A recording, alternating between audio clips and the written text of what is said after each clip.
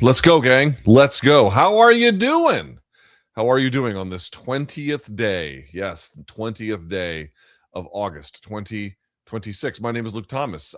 This is episode 315, 315 of my live chat. Thank you so much for joining me. I greatly appreciate it. Let's see. On the docket today, what could we possibly talk about? Well, UFC 330 is in our rear view, but there's still quite a bit to discuss. There's the Dean Thomas apology situation, which keeps taking on the most insane new wrinkles that I never expect each time. And then they keep happening, which is very, very weird. We can talk about that. UFC Sacramento is this weekend. PFL Tampa is this weekend. Yeah, there's a bunch going on. There's a bunch. So thumbs up on the video if you haven't. Subscribe already. You know what? Let me do something here. I changed out the screen that I use at the front. Does that change it? Yes, that makes it better. I got to get back to that. So let's see. As I mentioned, all of that, thumbs up on the video, hit subscribe if you haven't, share it with a friend if you haven't, and then, of course, yeah, we'll go for about an hour. I put up a post on the posts section here at youtube.com/Luke Thomas. You guys fill it up, and then what happens from it? We do what? We go for about an hour on that, and then we get to the paid portion, which is a great place to help the channel if you'd be so inclined. You put in a donation and then your question attached to it, and then I'll get to it during that portion. The way around that is to be a member. And what do you get with the membership? Well, I've got back to it now. I just upload videos there about any topic I want that I don't put literally any other place. It only goes there. And then as well, you can ask questions here on the live chat for free. Now, not like 10 of them, but like 2, maybe even 3 you can get in there. Okay? All right. Very good. Without further ado, let us get this party started.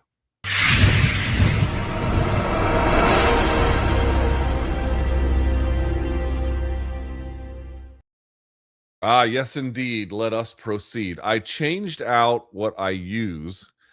I had the Elgato 9-inch teleprompter, and that was good, but the problem with it was I would put stuff on it to read this way, and it would just kind of end up being, I don't know, hard to read. It wasn't big enough. So I got the Elgato teleprompter XL, and I'm hoping that solves the problem. I'll see on tomorrow's MK. I've been testing it, and so far it's been pretty good, but we'll see. All right. It changed my head height, so I'm not sure how to deal with that. Anyway, who cares? No one gives a shit. All right. Let's bang. Oh, no sponsorship, well, in terms of this, but, today's live chat is brought to you by Sprite Zero Sugar Chill Cherry Lime. These are a fucking 9.5 out of 10, boy. Let me tell you.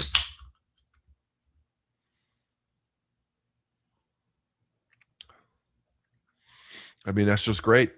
That's just great. That's just great soda. All right. By the way, I didn't know this until recently, and I didn't believe it when someone told me. I was like, there's no way that's true. But it is true. Colombia has a, not that you really care. I know that there's going to be like 99% of you being like, yeah, we don't give a fuck. It's fine. I'll make it fast. There's a famous soda. There's 3 famous soda brands in Colombia. One of them is called Cola Roman. It's spelled Kola, Cola, and then Roman, Roman, Cola Roman. It's older than Coca-Cola, the brand. And someone told me that. I was like, that ain't true. No, it's true. It's true. It was founded in the 19th century, I believe. So, yeah, interesting. All right. Or maybe early 20th. I have to double check that part. That part don't hold me to. But it is older than Coca-Cola. All right. Coca-Cola is still better, but it's stuff. All right. Let's do this. Boy, I got to tell you, the storylines coming out of this one were bigger than the storylines involving Islam. I didn't see that coming at all. It was weird. People just didn't really want to discuss the Makhachev fight past Monday, really. Shit, you could even argue past Sunday. But they want to talk about this. All right. Wait, what? Since you completely ratioed Joe Rogan on your political channel, it's true. Well, I mean, I don't know if I ratioed him, but I posted a critical video. and the people you were concerned about are upsetting.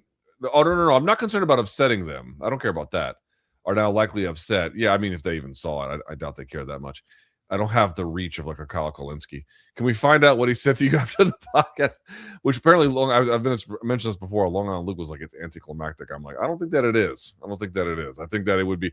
The issue is not that they would be upset. The issue is that they would be so upset that there would be problems behind the scenes. That is what I am trying to avoid. I mean, there'd be some public blowback. Well, not blowback per se, but discussion about it as well. In my opinion, maybe I'm wrong about that. Could be wrong. Been wrong before. But no, I don't. I'll get to that when I feel like getting to that, and I don't feel like getting to that. The difference about what the video I made is it's not some kind of personal interaction that I had with him. Basically, I made a video. If you guys didn't see it, you don't have to. I looked. He did one of his episodes. It had like Ari Shaffir on it, Mark Normand. There were some other guests on there as well. I think Shane Gillis may have been on as well. And during the course of the podcast, like Rogan gets up there and he's like, "Yeah, these tech oligarchs, they have so much, influence over society, and like no one saw this coming." And I'm like, holy fuck, like what? It's like, first of all, it's like what's very interesting is if you go back like to 2020, 2021, he had on Tristan Harris and Jonathan Haidt, both of whom he had extensive conversations about in terms of the harms of social media, Facebook in particular, but not just exclusive to Facebook. And again, this is, a particular harm to teen girls, a particular harm to, various other different kinds of less empowered communities, let's say. And then on top of it, like there was discussions about like the profit motive and how, the reverse scrolling is kind of designed to, and then like, trying to refresh it.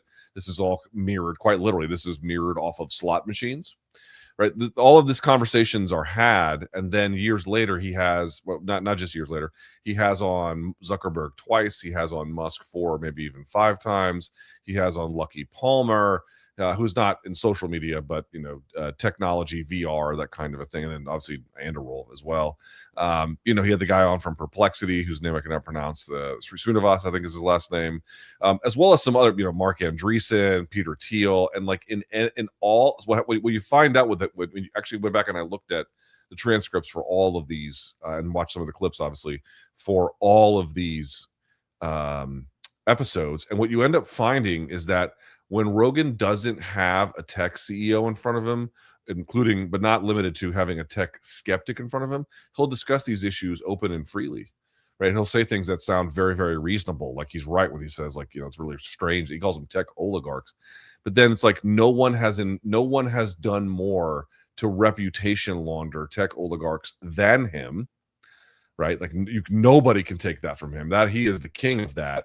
And then during the course of all of those interviews, the 4 to 5, and when I say 4 to 5, I just mean basically since August of 2020 to August of 2026. But you can go back to 2019 before that. Like, in other words, if it's just him and his friends on his show or tech skeptics, he'll discuss it openly. When he has those guys on his show, he doesn't bring it up ever once. It doesn't come up at all. There are no questions about the associated harms, at least, and certainly not the culpability of the guest in front of him, despite there being like ample evidence in the case of someone like Elon Musk, who clearly turned Twitter into like a right-wing misinformation machine. And to me, it's kind of insane that someone would say something like that who has had the opportunity to make these things known within the timelines to make it known, Zuckerberg included, especially with his 2025 appearance, and these conversations don't come up. And it's like, buddy, if you're wondering who helped empower these tech CEOs, it doesn't cost too much to buy a mirror. And the other part is he'll also lean into like the problems with tech censorship, again, affecting different vulnerable communities or populations who might be using the product. But he'll only ever do it in one political direction, right? He'll only ever do it like, the Biden administration wanted Facebook to censor COVID posts or the Hunter Biden laptop. And I don't mind that he talked about the Hunter Biden laptop. Talk about it. It's a reasonable story to talk about. But like in virtually every other instance where like literally like Mark Zuckerberg was on his show after Trump threatened to jail him for part of the way his content moderation went, and this doesn't come up ever once. It's like, well, dude,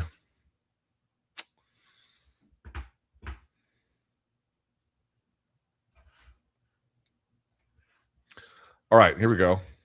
Can y'all see this? Yes. All right, Luke, here are my reasons why I think Islam should be considered the GOAT right now. Longest UFC streak ever. Most challenging title defense in second weight class compared to previous double champions. I would agree with that characterization. No issues with drug testing. I think he did get hemmed up for like meldonium, maybe briefly. I could be wrong about that, but even then, I don't take that seriously. Never lost a title fight, correct. Never had a questionable decision win. GSP Hendricks, Jones, Reyes. Forget just Jones, Reyes. You can throw. I thought he beat Gustafsson, but certainly that's a fight that's in dispute. If you take his top 5 wins, they are as good or better than anyone else. Oliveira, Volk, Poirier, JDM, Garry. And a big thing to me personally, he never cherry-picked an opponent to fight. Well, that's not true. He was going to fight Arman. He agreed to fight Topuria. Once he moved up to 170, he didn't insist on someone like Kamaru Usman. That's true, but he did pick Prochas, who, in my opinion, he picked because not that we think Prochas is anyway. Not that we think Prochas is some scrub. Far from it. But I think he thinks his best chance is against Prochas, not just because he put like a meritorious run together. He's just fighting the next opponent UFC puts in front of him and beating them without any controversy. And at least based on his comments, he was open to fighting either Prochas or Morales next. But he wanted Prochas. For a double champion, that's almost unheard of. I mean, listen, I would agree with a huge chunk of this. A huge chunk of this. The win streak, the attempt at going up in weight, you name it, like the title defense up a weight class against Garry and what that signifies. Even if it wasn't the most pleasing fight or the most enjoyable fight to watch, the difficulty factor in it simply cannot be questioned.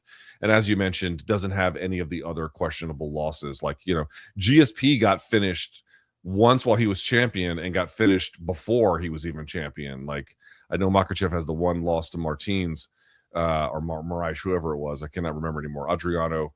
But in any event, like, that's basically been flawless since then. GSP doesn't have that. The one thing I will say that is a knock on him, or at a bare minimum,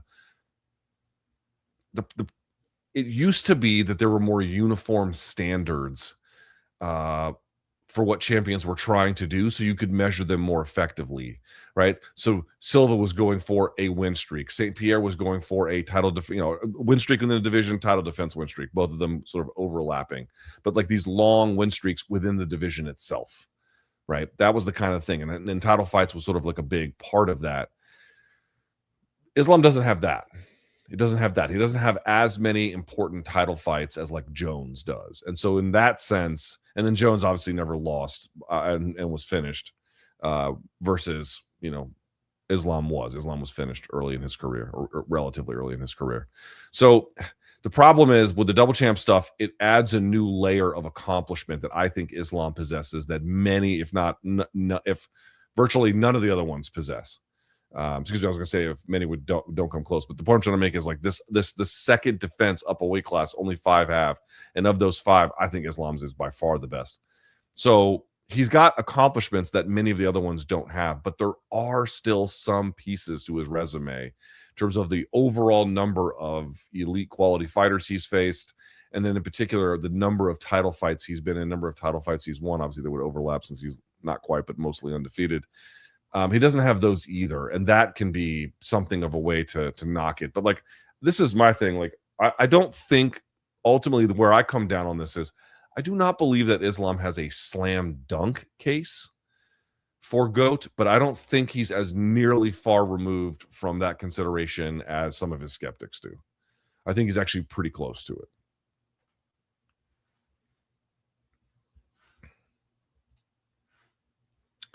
Look, do you think elbows and strikes to the forearms to combat wrestlers' clasped hands will become a new meta in MMA? Heard it brought up on the broadcast at least twice on Saturday, and of course, he's not the first one to do it. Jan did it to Merab. Yes, dude. Peeling this grip. There are ways to peel the grip over the line of the thumb on the hip. But, dude, some of these guys, man, they've got fucking gorilla grips. I've told you guys the story before. The one time I got to, it wasn't heavy sparring, but it was light sparring. It was just jiu-jitsu and judo with one of the dudes from the Mongolian Olympic team. And he was, I think his walk around weight was 170. I'm not even sure what his fucking competition weight was. And granted, this is the gi, so this is a different scenario. Dude, this fucking guy's grip, like once he got it on you, I mean, I think I was able to get it back maybe once or twice. This is over the course of like a 10-minute round where I'm getting submitted and we're restarting. So like, it's like, oh, Habib attempted 7 takedowns and only got 5. It's like, well, 5 was plenty, right? He didn't get 100% of them. That's kind of what it was. Like I was able to maybe get it back 1 or 2 times. But dude, his fucking grip was it was nuts. I was shocked. Like you're rarely shocked by someone's physicality when you're a heavyweight of my size, unless it's another heavyweight of my size. I'm rarely shocked by it. This, especially when they're sub 200 pounds, this fucking guy's grip was insane. You can only imagine what some of the other ones might have. So some of these guys, dude, they put the hands together and that shit might as well just be glued. It's not coming apart unless they want to put it apart. And so you have to find some other kind of solution. Hammering the tip of the elbow into the forearm, I love that shit. Now it still remains to be seen exactly what the best practices on that are. Where your weight should be apportioned, what part of the meat. I think it seems to me like you would want to go right here at the top and less so closer to the wrist, in part because that's going to be covered. This is not going to hurt as bad. Here it gets a little softer at the top of the forearm. And so I would imagine you would want to put the tip of the elbow right in that thing. So there's still probably some best practices and sharpening of that needs to happen. I love it. I fucking love it because again, MMA is a unique kind of problem. And Chael Sonnen said this once, and I think it's one of the most insightful things about MMA I've ever heard. It's become something of conventional wisdom, but people didn't frame it this way until he said it, which was basically you just take all the things that are illegal in the composite sports that make up MMA, so boxing, wrestling, jiu-jitsu, blah, blah, blah, and you just make it all legal. Now, that overstates it to a slight degree because obviously there are certain things you can't do in MMA that would also apply to certain things you can't do in other sports. But like in general, you get the point, and it's a very, very, very astute observation. So as I mentioned a million times, locked hands is, again, as from referee's position and in a variety of contexts in wrestling, it's not allowed. You're not allowed to lock your hands because it's so fucking devastating that it would just not, it would arguably ruin pure wrestling if they just allowed it. Because it would be so hard to break. I mean, a lot of what happens is a guy will get I don't know if they've changed the point structure, but like typically it's been 2 points for a takedown. They get, maybe it's 3 now. I can't even remember, but let's say it's 2. They would get 2 points for a takedown. And then there'd be, or, they would have it somewhere in the match. They'd end up in a position where they had to go from referee's position. Guy underneath has to go. He breaks it because it's only around the waist and back of the elbow. And then now it's 2-1. Because he was able to get this escape face off, and now they're back at it. It adds a bit of like, it lets the guy from bottom position, a lot of times because they'll find themselves there a lot. Sometimes it allows them to find it and accrue points and really kind of get themselves, if not back in the match, it doesn't let the match get away from them too far. So it actually ends up being quite great for wrestling. But MMA doesn't want to do that. They don't want to make accommodations like that. They just want to, hey, whatever you can do is what you can do, within reason, obviously. You can't punch a guy in the fucking, cock and balls or whatever. So you're going to have to come up with some other kind of solution. You're going to have to come up with some kind of solution. Punching the elbow or the far side arm, maybe you could do that, but that doesn't seem like it's going to work too well. Punching over the shoulder is kind of a fraught thing. That's not very effective. I mean, you can try and roll forward and take them with you. There's just minimal amount of things you can do, but driving that elbow, which is, I mean, if you've never like done it before, putting your tip of your elbow in someone's back doesn't require you to put a lot of energy to cause real pain.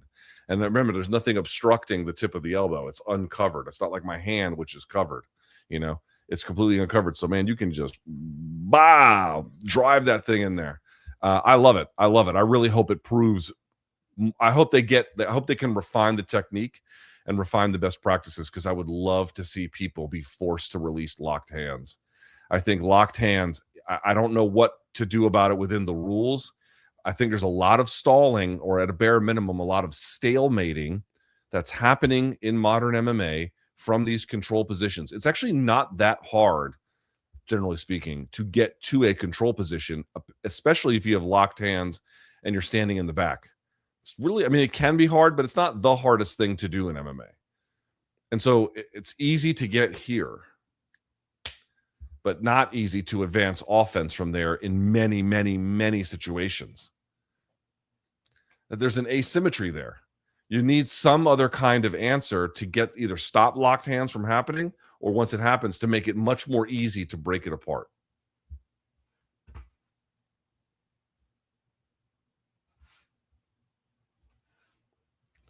Luke, another comment that argued for Islam being the GOAT inspired me to ask, if you don't think he's the GOAT, where would he rank among best UFC fighters you've ever seen, just purely off skill? By the way, I found it quite interesting that the head coach of another GOAT, Faraz Zahabi, said he thinks that Islam is the GOAT in his opinion. Just wanted to let you know. That's interesting. Faraz saying that is a big deal. Faraz saying that's a big deal. Pure skill.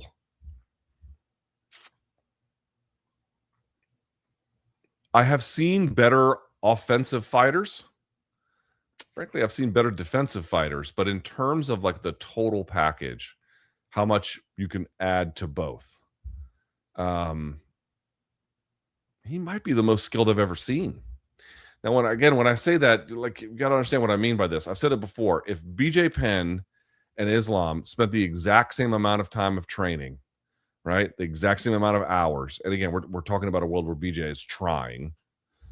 I mean, part of the issue with BJ is that he just did not try very hard. If you guys didn't know this, he had a rematch with Matt Hughes. Remember, he moves up from fucking lightweight to welterweight.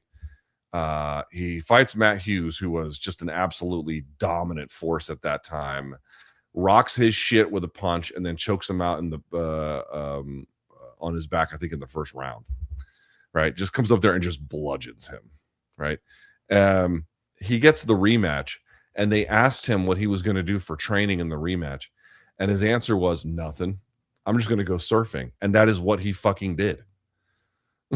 It's like you hear this, you're like, because he was like, I'm so much better than everyone else. I don't need to worry about that. And like the reality was, he really was better than everybody else. But it's also true that, you know, that doesn't really matter. He actually, and remember, he injures his rib in that fight. He does the octopus guard in that one. Again, this was fucking 20 years ago. Craig Jones put out an instructional, this year or last year, on the octopus guard. And 20 years ago, BJ Penn was doing that shit, but he separated his ribs when he did it. And then he just kind of gassed out, but he was about to beat him again. But the point is that, shit like that happens. And then, you're not really prepared for all the things that a fight can throw at you. So imagine that they trained the exact same amount of time with, again, a relatively similar amount of intensity. There's just no question in my mind BJ would be better. Zero. I have never seen a human with more natural aptitude for fighting than him. He is the apex predator when it comes to that. Who is a born fighting genius? It's BJ Penn. Hands down. Easiest call in the world to make. You don't know many guys you're looking at now that in 20 years we're going to be like, remember when fucking so-and-so was doing that and no one picked up on it? Like, that's what BJ brings to the table here, okay? So, with that in mind, the unfortunate reality about a guy like him is that he just did not train like he was supposed to, and he did not live disciplined as he was supposed to, and he did not make good defensive choices when he could have. Like, there was just so much wrong with what he was trying to do, in terms of just expecting greatness to kind of fall in his lap just because he was so talented. Islam doesn't have that problem. Islam doesn't, to me, is not the natural aptitude of a guy like Penn, but his offense is extraordinarily well-rounded. And the things that he's very good at, he is remarkably good at. And defensively, and I think this is really like the thing that brings it home, defensively, dude, the people don't do shit to this guy. I mean, I realize, his face was marked up against Ian Garry. That's true. Poirier touched him up some. That's true. Okay, it's a fist fight. He's fighting tough guys. Things like that are going to happen. But, it's not like Khabib, who barely got a scratch. I also think Islam marks up a little bit easier. Also, he's up a weight class here. He's fighting bigger guys. But in general, it's very, very difficult to put any kind of sustained offense on him. It just is so, so difficult. He doesn't get hit statistically very often. He doesn't get his shit rocked very often. He doesn't have to fight out of deficits almost ever. You know what I mean? Like, he makes super good decisions offensively and defensively in ways that are just remarkable. Now, you could say a lot about other guys too. Like, for example, I think Demetrius is just much more well-rounded offensively than Islam. I think he can do more offensively than Islam. But again, factoring the defensive component and how he can manage fights and manage rounds and manage all these different types of fighters and styles and strengths and weaknesses, dude, he might be in terms of like who has the most amount of skill that I've ever seen in one person. It might be him. Like a guy like Verdum, for example, might have more offensive skill. But there are going to be a lot of guys who are going to have more offensive skill. But Verdum had defensive problems. Verdum got his shit rocked constantly. He chased down Stipe Miocic and just got, wrecked. You can't. Like, Islam doesn't do that. He doesn't make decisions like that. He doesn't put himself in positions like that. And I realized that part of that is actually what made the fight on Saturday not that great. But it's what makes him great. He doesn't make stupid ass decisions almost at any point under duress, you name it. I mean, think about a guy like Volk. How many guys could Volk beat coming off the couch like he did in the second? Oh, Jesus. Violetta. Hold on.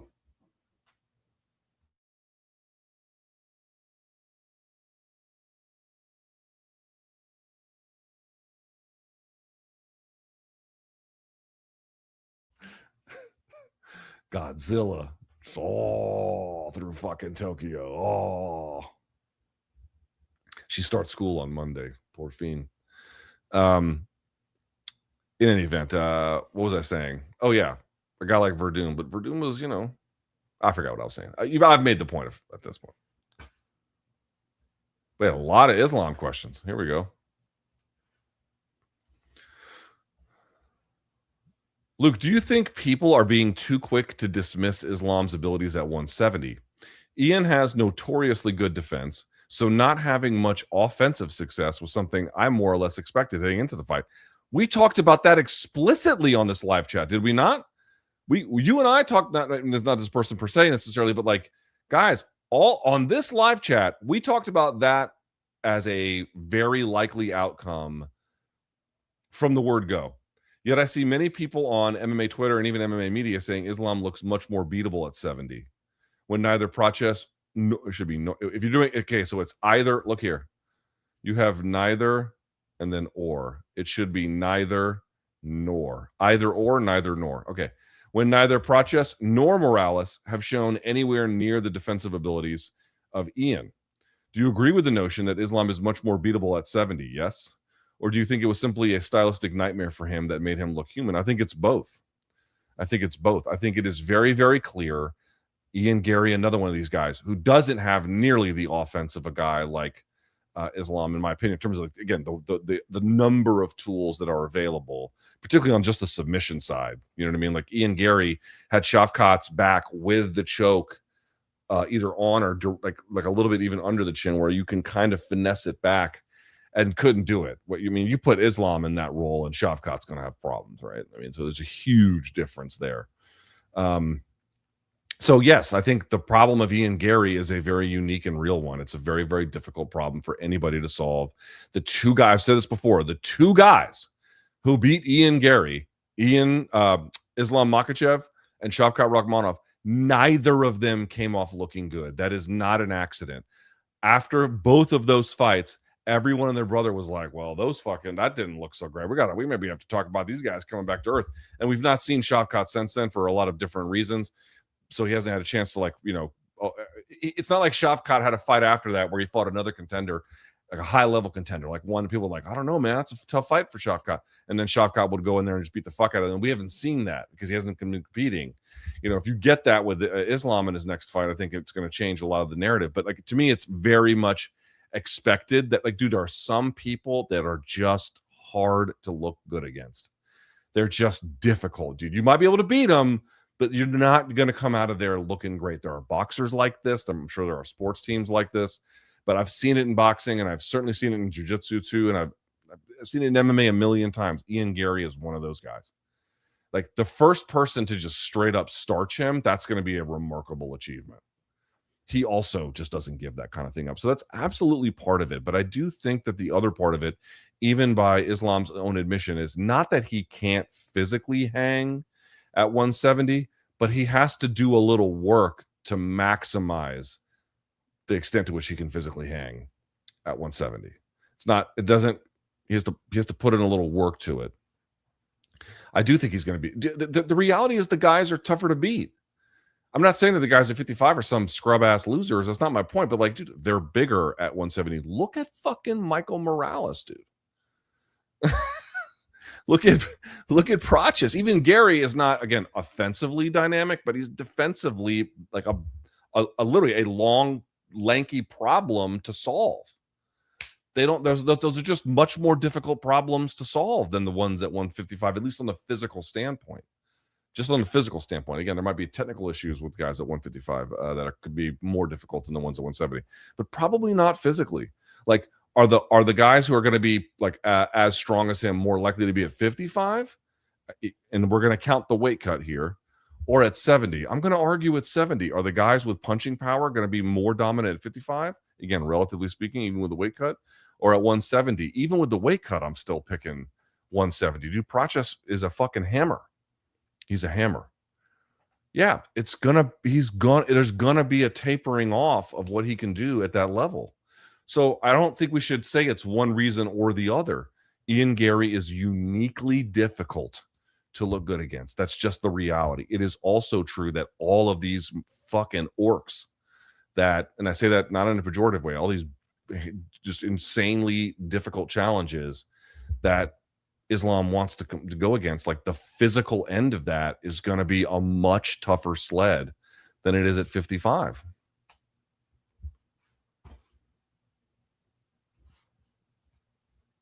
Man, it's an Islam episode.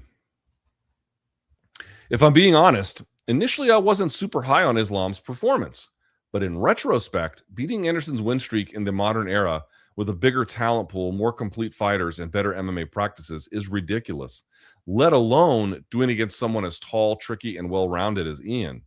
The one who many believe to be at least the second best welterweight when healthy, Shavkat wasn't able to look good doing it and almost got finished in the process.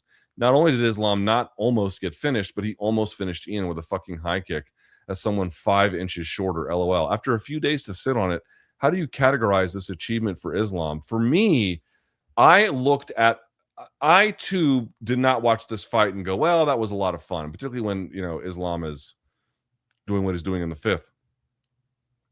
But to me, what he was, this is what I said on Saturday night, and I really hold true to this. Islam was attempting a categorical challenge. Like, what I mean by that is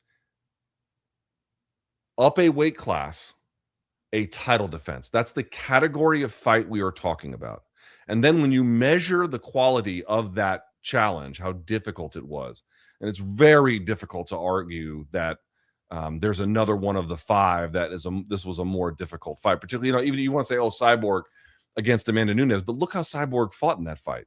I know she's competing at the Tampa show here coming up for PFL, and obviously she's been an insanely successful MMA fighter, UFC fighter, MMA fighter. But like in that fight, she just fought wide open. Gary doesn't give you that. He doesn't give you that. He's not going to go there and be like, grip down on the mouthpiece and we're just about to fucking sling the dog. This is not what he's doing. It's not what he's doing at all. He was not moving as much as I thought, but he was certainly maintaining range as best he could. That's just not the way that Cyborg fought. If Ian Garry fought Islam the way that Cyborg fought Amanda Nunes, there is absolutely zero doubt in my mind Islam would have polished him off. Probably quickly, too. If not first round, second, So we're talking about a level just in terms of describing the nature and then trying to like index it. How do we rank these different kinds of achievements? Well, part of the way you rank them is, what from a categorization standpoint is he attempting? It is a title defense up a weight class against the number 1 contender. And in this particular case, easily at that time anyway, the most deserving number 1 contender, one who is now qualitatively, we can say, especially defensively stout. Dude, Other MMA fighters haven't done that. They have title defenses up a weight class. I mean, look at what John Jones did against Stipe Miocic. Like, what would Islam have done against let's say Ian Garry was bordering 40 and off for 3 years, and the last time you had seen him, he had been bodied by, who was it? Francis, right? And that was the last fight that Stipe had before that one. Dude, what would Islam have done to him? I mean, what are we talking about? What are we talking about? You know what I mean? What would Islam have done to somebody like that? He'd break him in half. It'd be like Bane breaking Batman's back over his fucking knee. Like, John Jones, in my opinion, would never have the courage to attempt what Islam is attempting. The reality about John Jones, and again, this is my opinion from having, obviously I haven't spoken to him in years, but covered his career for almost since the very beginning. I've had numerous conversations with him, even many more with his coaches. The reality is John was incredibly good in his prime. And he knew that, and he knew that he was just much better than them. He got pushed a couple of times when he wasn't really training the way he was supposed to. Or, you know, other guys also had something to say about it. But like in general, he knew he was better. But he couldn't really maintain that as he got older, and then just decided to like punt on, became, in my opinion, like much more selective about the kind of challenges that he wanted, and it really kind of culminated at heavyweight. Dude, he would never try something like this. He would never try, like, hey man, the guy you're going up against is, maybe not the most offensively dynamic guy, but he is not a fucking scrub at all when it comes to the defense, and it's up a weight class. You're going to be smaller than them. You know what I mean? Like he would no, that's just not the kind of thing that he does. So like, I know he has more title wins and has the title defense streak in UFC, and like that is a real thing you can measure against him versus Islam. It's a very fair way to say there's different levels of greatness in terms of what they've achieved overall. But like, I just want you to put the mindset of somebody to be a champion who doesn't need to do this in this particular way and is seeking it out and is doing it in like basically what is like the most difficult way to do it. I mean, what are we talking about here?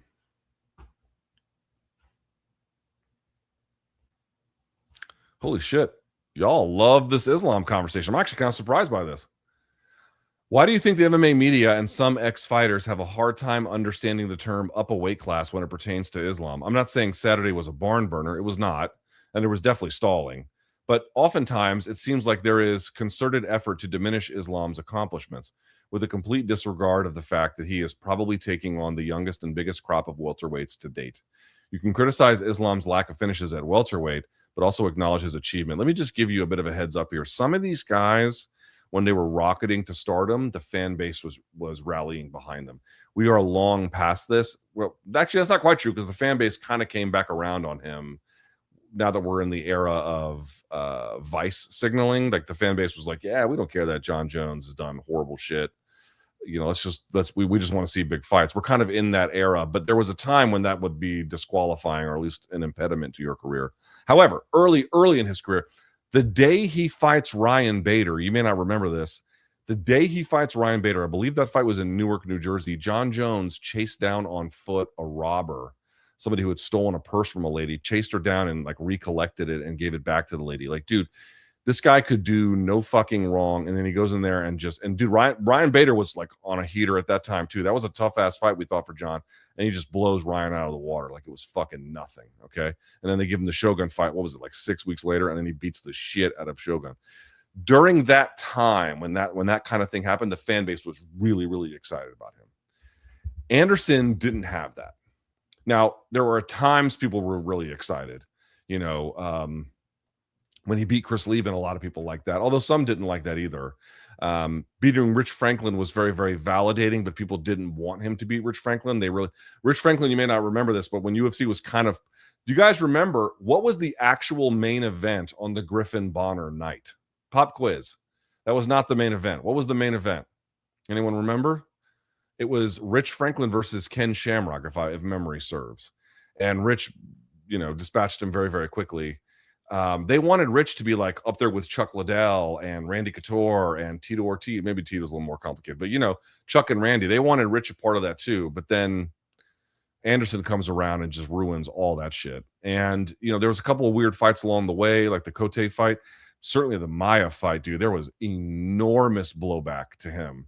But like eventually he just kind of kept winning, and he ended up collecting, both stature and not just appreciation for what he was doing, but adoration as well, and acceptance from the rest of the sport.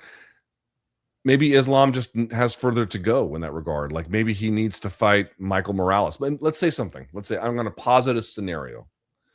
Imagine he fights Michael Morales and then absolutely fucks him up, right? Like just absolutely goes in there and just moves downhill on him, lowers the boom, whatever metaphor you'd like to use.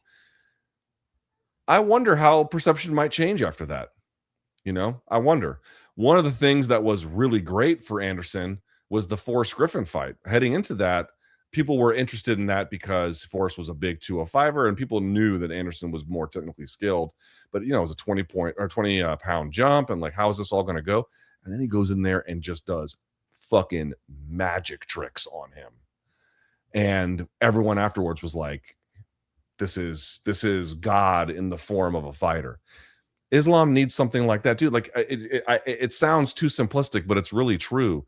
The kinds of performances you have is, I'm not going to say as important as the nature of the wins themselves, but in terms of like getting people, including skeptics, even if they're former fighters, the way to get people to just really appreciate you is you don't necessarily have to get nothing but finishes, although that helps, but you have to fight in a way that they just find easy to appreciate. And grinding out 3 rounds or 4 against a guy who's just defensively a fucking nightmare doesn't do that. It doesn't, even if we know categorically this is a really great win, right? That's the situation. I think that's a big one. I think the other thing too, if I may say this, is even during this time there were other people doing heroic shit. We're coming off a summer where, like, dude, the heroes all got their asses kicked.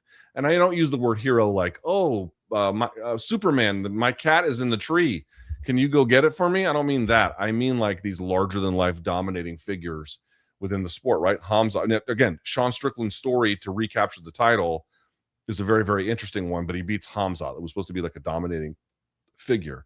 And then Ilya Taporia, who was kind of serving in that role reluctantly because people found him annoying. Excuse me. But kind of serving in that role, he gets absolutely decimated in the process. It's a great win for Justin Gaethje. But again, like these people where the game was kind of slowly converging on, he gets messed up. Poatan, I mean, and then he goes on like although it kind of works because now Herb Dean gets booed, but he goes on this tour to basically complain about it. And then Islam gets the win. He doesn't lose, but man, he kind of had to eke it out a little bit, with the exception of the second round, to get it done. I think people are looking for someone to grab the game by the scruff of the neck and just do something that amazes them. We got, I think, a taste of that in terms of the history with Justin Gaethje and stuff like that. Like and the people really enjoyed the White House card, certainly for the fights themselves, right? At least the vast majority of MMA fans. I think it's a fair way to put that, and then more to it than that. But I'm just talking about the fights themselves. But like, dude, people are waiting for someone. Like, nothing is worse than some shitbag like me being like, well, back in my day, we had Jones and Silva and GSP and Demetrius competing all at the same time. Like, no one wants to hear that shit. But the reality is, I think something is missing today because we don't have this like standout class of guys who are really like putting it on the game. Islam is getting pretty close to that, but not in the way that's like, really satisfying people. People are kind of hungry for that. And so when the pound for pound best fighter in the sport has to kind of, is dig deep the right word? I don't know, but play it safe a little bit, maybe. Just can't get much going. There's something missing in the fight game when something like that happens.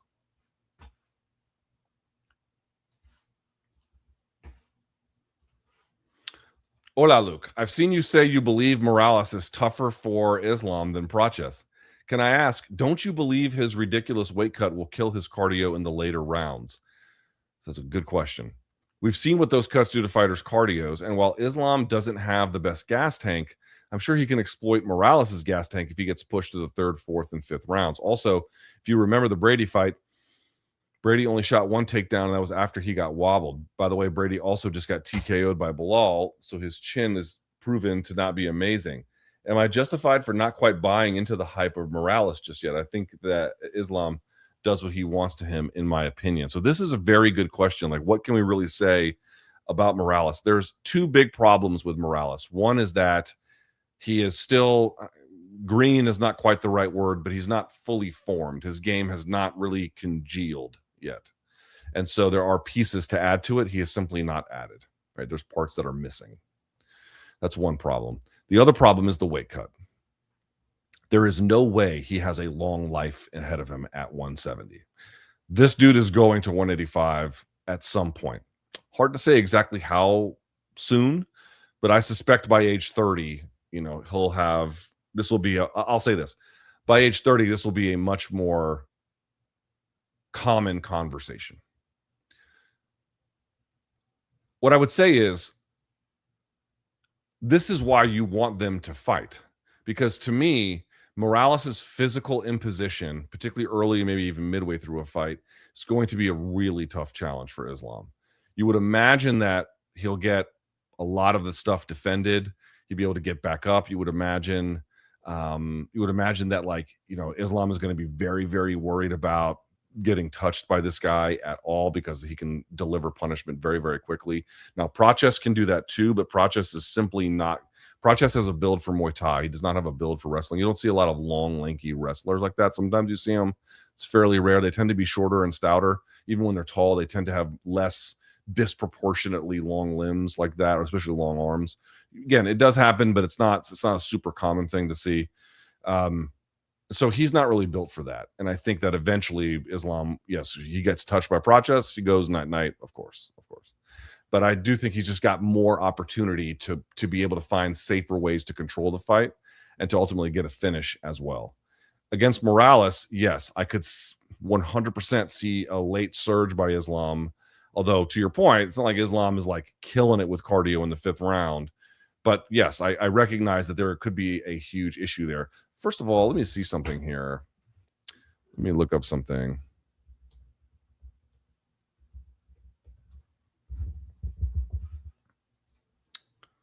So, yeah, he's gone 3 rounds. Morales has 1, 2, 3, 4 times. Obviously won them all, but it's against Nikolai Veretennikov, Adam Fuggett, Max Griffin, and then Jake Matthews. I mean, Islam is a level of difficulty above that that's hard to put into fucking words, So this is why that you want them to fight. This is to me like why fighting is interesting.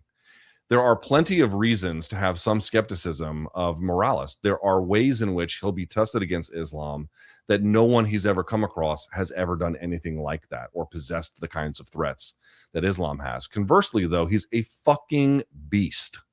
He's a beast, and he can wrestle, and he can punch, and he's getting into his athletic prime.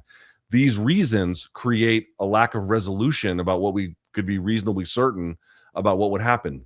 Great. I know a way to solve this problem. Have them fight it out. There's an interesting style clash there. And maybe a guy like Morales can really dial in his weight cut, dial in his weight loss, get it really done the right way, and then just have the performance of his life. And you begin to see Islam just fades. Or maybe Islam gets his ass beat for 3 rounds and then stages an incredible comeback because you're right about the weight cut. You'd get a great fight by that, and then it would be an incredible testament to the iron will of a guy like Islam. But to me, this is what makes the fight interesting. Part of what makes the fight interesting is not just two guys like, oh man, they've got no weaknesses and they've got all strengths. No, what makes the fight interesting are the puzzle pieces.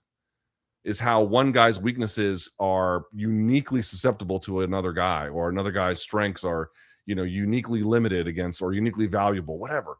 And then they've got their own other issue that the other person could potentially solve for.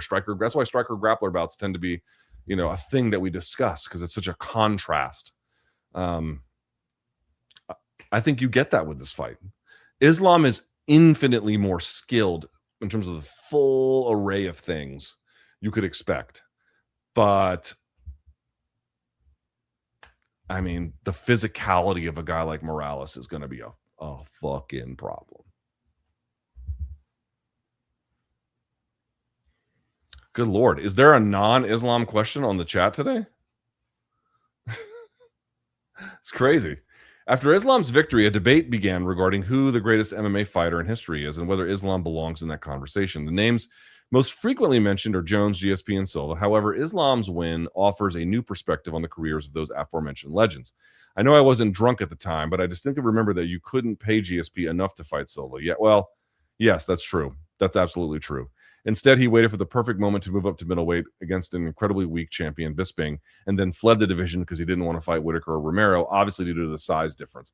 We don't know why he didn't want to fight them, but it doesn't matter. You're right. He went up at a time where it was a good timing for him, and then he got the fuck out immediately.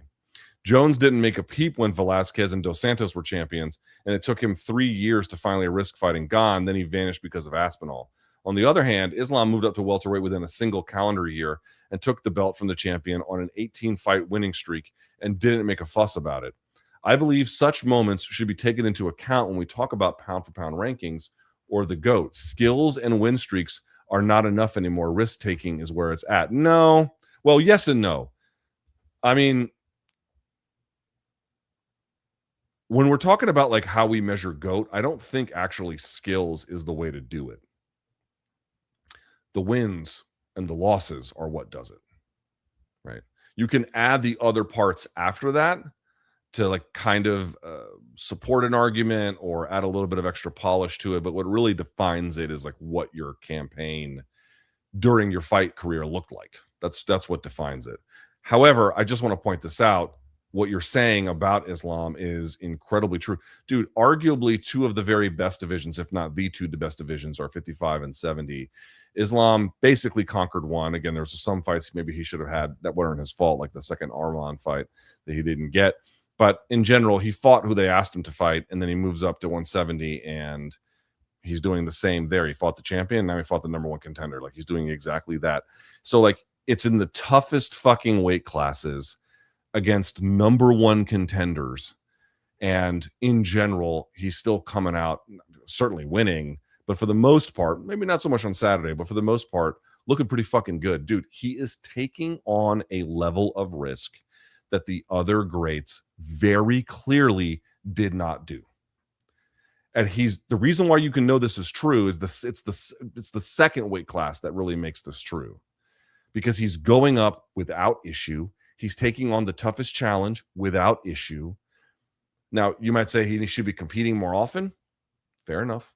Not going to argue otherwise. There's criticisms to make of him.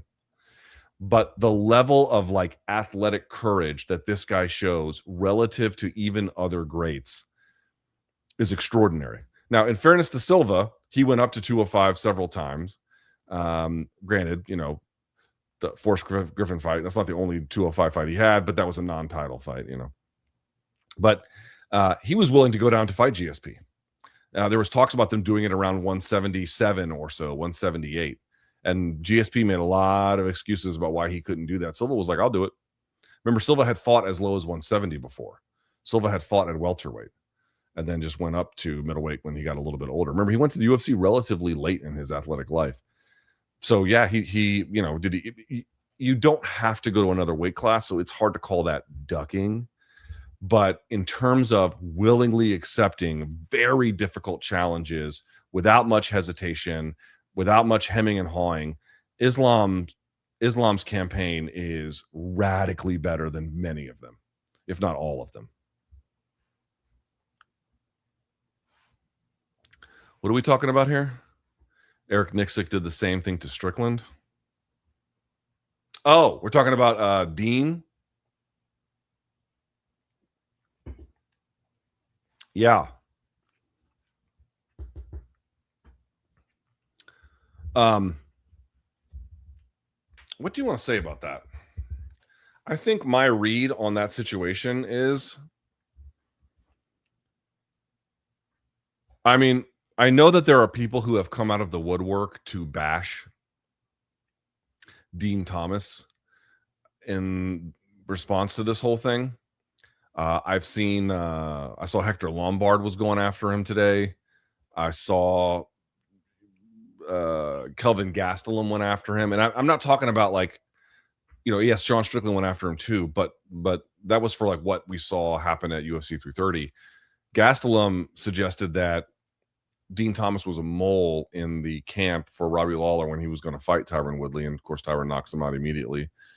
I don't know if that's true. I'm just saying this is what Gastelum alleges. And then Hector Lombard kind of intimated there was something, maybe about a woman, although he didn't use that language. I don't really know what the situation is with any of that, but those are things that they're suggesting they know about Dean. That's, in addition to everything that you saw at UFC 330. I don't know Dean that well. I have known him in a professional capacity pretty well for many years. The last time I tried to talk to him, I think I invited him to either come on MK or help me host MK, and he left me on red. Now, I can't prove this. He's never done. Well, first of all, let me just say this. He's never, ever done that before. In all the years I've ever talked to him, dude, he sent me like tapes of like sparring and shit. You know what I mean? Like we talk technique, and he would make videos for me. Like I've done a lot of like behind the scenes talk on a more professional capacity with Dean. He's never done that to me before. He did it, and he's never talked to me since. I have a feeling, and I can't prove this, but I have a feeling that what's related to that is, he's got a burgeoning media career and just doesn't want to be seen with me. Because he would see me as either radioactive or, a UFC critic, and just doesn't want to be associated with that. I can't prove that. I'm not saying that is true. That's my feeling, though. I feel like that's the best explanation, because it really wouldn't make sense that we would have very, very positive communications, and then I would ask him to do this thing, and he would just be like, yeah, I'm not even going to answer that. Like, it's just, that's not. I would like, even when I would ask him or other times to come on shows, I'd always get a response. It literally never happened before. What I'm trying to make is, I think there's two problems with the Dean situation. One is that when you have a media job, a lot of times what the producers and the ethos of the show will be is like, hey, obviously you can't go out there and be like, Charlie Kirk was killed by Israel, or, some shit like that. But what they will tell you is like, hey, we want you to be yourself. That's why you're hiring someone. They're asking you to be yourself. And I think I'm not sure about this either, but I think what may be happening with Dean is that like you get into this role where you're on podcasts and you're on, panels. And again, they're asking you, what do you think about this? And tell us. And Dean's always kind of been a guy who doesn't mind ruffling feathers. That's always been true. And I actually think that in general, that's a good thing about him in general, because there's actually not a lot of people in MMA willing to tell the truth. In fact, truth is not welcome in MMA for the most part. People don't want to do that. And of course, I think that anybody who's employed by UFC tailors what they say to not draw their ire, obviously. And if you don't, you won't last very long in those jobs. But, I think that what's happening is he left that thing, and like he shows up on that panel, and like, he's just been told your opinion is really, really important. Just tell us how you feel, blah, blah, blah. And then he goes and says this. And to me, the most interesting part about that is obviously, saying what he said about Gillian was really bad. But to me, the more interesting thing is like, why did we need to know that at all? Like, oh, I'm retiring from cornering. It's like, I'm not saying that there's like nothing to be said about that, but like, that's not something that is it like, with all due respect, like, who cares?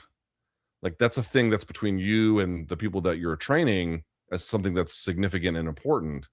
Like, I don't know how the public is meaningfully informed about anything of value by doing that. But like, I think you just get in your mind all the time, like, hey, tell us how you feel. What's on your mind? What's on your mind? What do you think? What do you think? What's important to you? And then you just kind of get lost in it, especially if you're heated. But the other part to me, it's like, dude, if people are going to be cornering fighters on fight night, they probably shouldn't work a broadcast desk or even just get on social media or do interviews anytime soon. Like, you're talking about the Nixit connection. I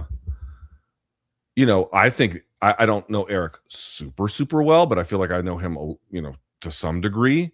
And the guy that I do know is really great. Obviously, he feels like he made a mistake, and maybe he did in what he said about Sean Strickland. They managed to repair it. But you're noticing that, like, dude, cornering for some of these guys, it drives them crazy. Like, it drives them crazy. That's not justifying what Nick said or justifying what Dean said. In fact, it's the opposite. It's like it drives them crazy. You should get back down to a level where you're not feeling like that anymore before you talk to the public. So, like, doing that on fight night just seems like a really, really bad idea because it can be several days before you feel better. But,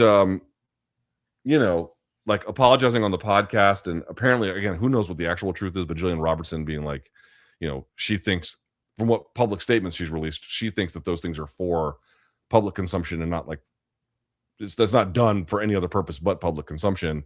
It's like, I think Dean's got a burgeoning media career. And I think that those preferences and those realities now drive a lot of the public comments that he makes, for better or for worse, or the associations that he makes or doesn't, for better or for worse. I think it's kind of all related.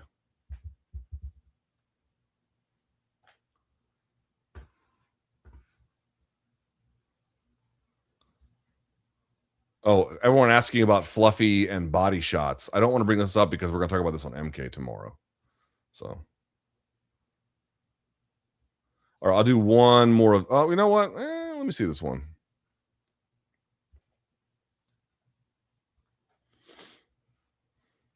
All right, we'll do this one and then we'll go to the paid because it's a non-Islam question. I recently watched Contender Series, and the experience really summed up my disaffection with the sport as of late. You're essentially getting a lot of fighters who are already a ways into their careers who don't actually have what it takes to be contenders. This isn't like watching college football and imagining who will make it to the pros one day. It's like watching the Canadian Football League and wondering who could maybe play 5 minutes in the NFL before washing out. There's no money to tell people stories, and there's no money to attract top-level athletes to the sport. How does MMA survive if this keeps up? Well, partly, I think you're overstating it a little bit. I mean, a guy like Bilal Hassan just competed. I don't know how far he's going to go. I don't know what the future holds, but he looks like, to me, we talk about natural aptitude, at least in terms of the striking, he's got natural aptitude. And you can see it right away. Like, he can effortlessly judge distance, and his timing is just, he doesn't have to work on it because it just comes so easy to him. I mean, don't get me wrong, I'm sure he trains hard to make it even better, but you can just tell which guys are very naturally gifted and which ones aren't. So, like, he was just on the show. And granted, you didn't get much out of that. He beat the guy in like 40 seconds or something. But, so the idea that, like, there's none of the talent that you could ever care about coming on it, it's overstating it a little bit.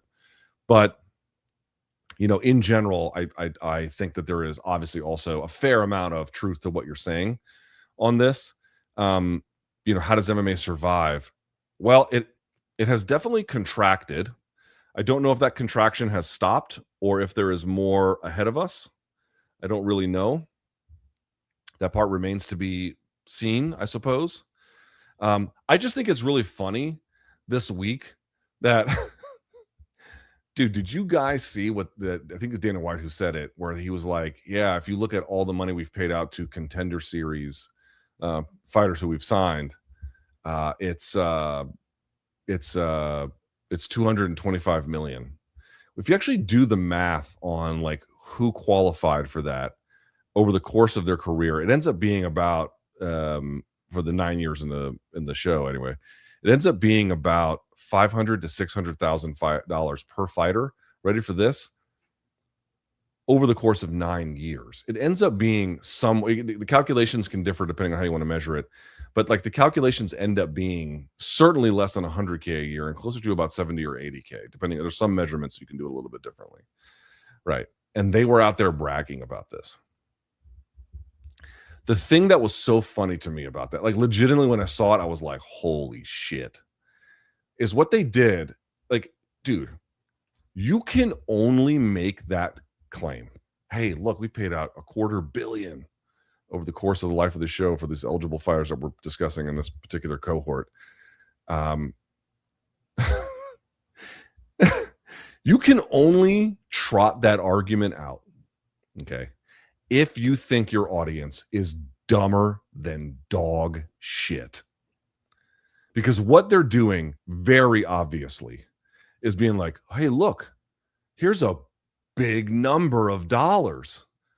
That means we pay a lot of money, doesn't it? Right? Like, look at this number. Wouldn't you say 200 and I think what the exact number was, but like, let's say approximately 225 million. That's, I don't know about you, but 225 million, that's a lot of money to me. And then expecting fucking absolute paint chip eating morons to be like, oh, that's a lot of money.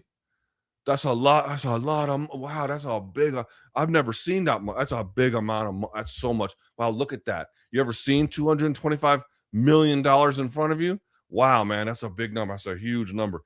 Like, the only way to look at that and be impressed is if your parents are related, or you've been hit in the head with a tire iron, or you have, early onset dementia or something like that. Like, you can't float that argument to any audience with half a fucking brain, because they'd look at it and they go, oh, right, well, we can just do the computation about what it breaks down to as per fighter per year. We can just break it down. Right? We can do the math on this. Then you do the math and there's like nothing impressive about it. You know what I mean? So like, how could you ever make that argument unless you expected your audience to be like, functionally like R word? How could you do it? How could you do it? You couldn't. You could not take that argument to, like, let's say a team of like, NFL agents and being like, hey, look at this. So guys, over the course of this 9 years with this many guys, ends up being, 400 plus. We've total over the course of that life, we've paid out this, they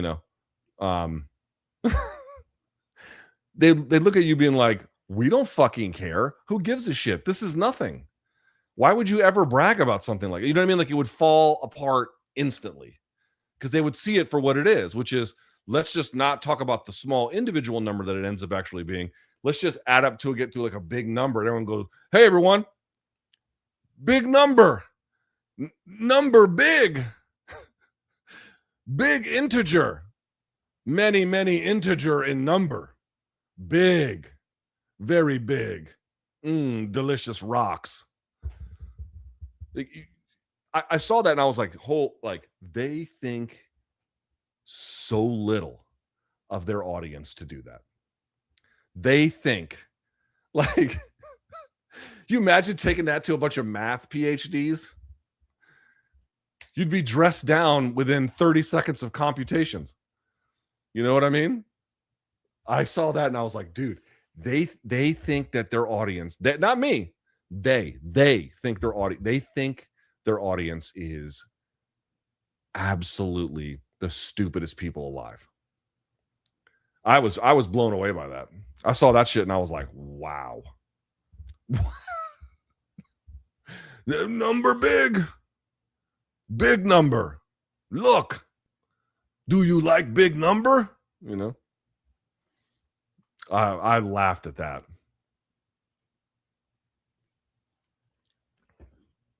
Wow. Number huge number. Me like big numbers. It's like, oh, wow, 225 million. Do you know how many Four Locos we could buy with that? And I've drank Four Loko. I'm not above it, but just have to have no respect for your audience at all. All right. With that in mind, let's go to the paid questions. And so the way this works is, one more reminder. If you are a member, you can get in there for free. If there's some kind of issues, you can tag Othello. He'll help you out. And then if not, put a donation in. It goes really far. I really appreciate it. Now, before we do that, I got to just do one thing here real quick, because, this is actually quite important. Boys and girls, you know the score. Yes, you do. Here we go. Guys, pardon me. As you know, we are sponsored by The Perfect Gene. If you spend any real-time training, buying jeans, it can be a challenge. You find something that fits your waist, and then it's too tight somewhere else. I've got big legs. And that's always a challenge in terms of finding the right fit. So maybe you size up, but now you solved a different problem because now you've got the waist being too big. So you just it's playing whack-a-mole with trying to put these clothes on. I've been wearing the perfect jean now for much of this year. And what immediately stands out to me is how comfortable they are. That, and of course, the fact that my wife actually really likes them. They have 4-way stretch, so you can move, sit down, bend over, and even squat down without feeling like your jeans are fighting you. But, and this is key for me, they still look great. They look like real high quality denim rather than, I don't know, sweatpants pretending to be jeans. They've also got 6 different fits, including options specifically for guys with bigger legs and athletic builds. A huge range of sizes and washes. So donks, get 15% off your first order plus free shipping at theperfectjean.nyc, or you can just Google The Perfect Jean and use the code LukeLive15 for 15% off. LUKELIVE15. Again, our listeners get 15% off their first order plus free shipping at theperfectjean.nyc. You can Google The Perfect Jean, use that code LukeLive15 for 15% off. LUKELIVE15. 1 second.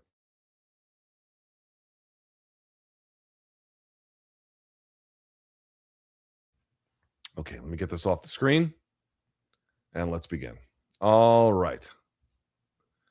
Elijah, welcome to the party. Nice shirt. Should Parnas get the win versus Dan Hooker, UFC Paris main event?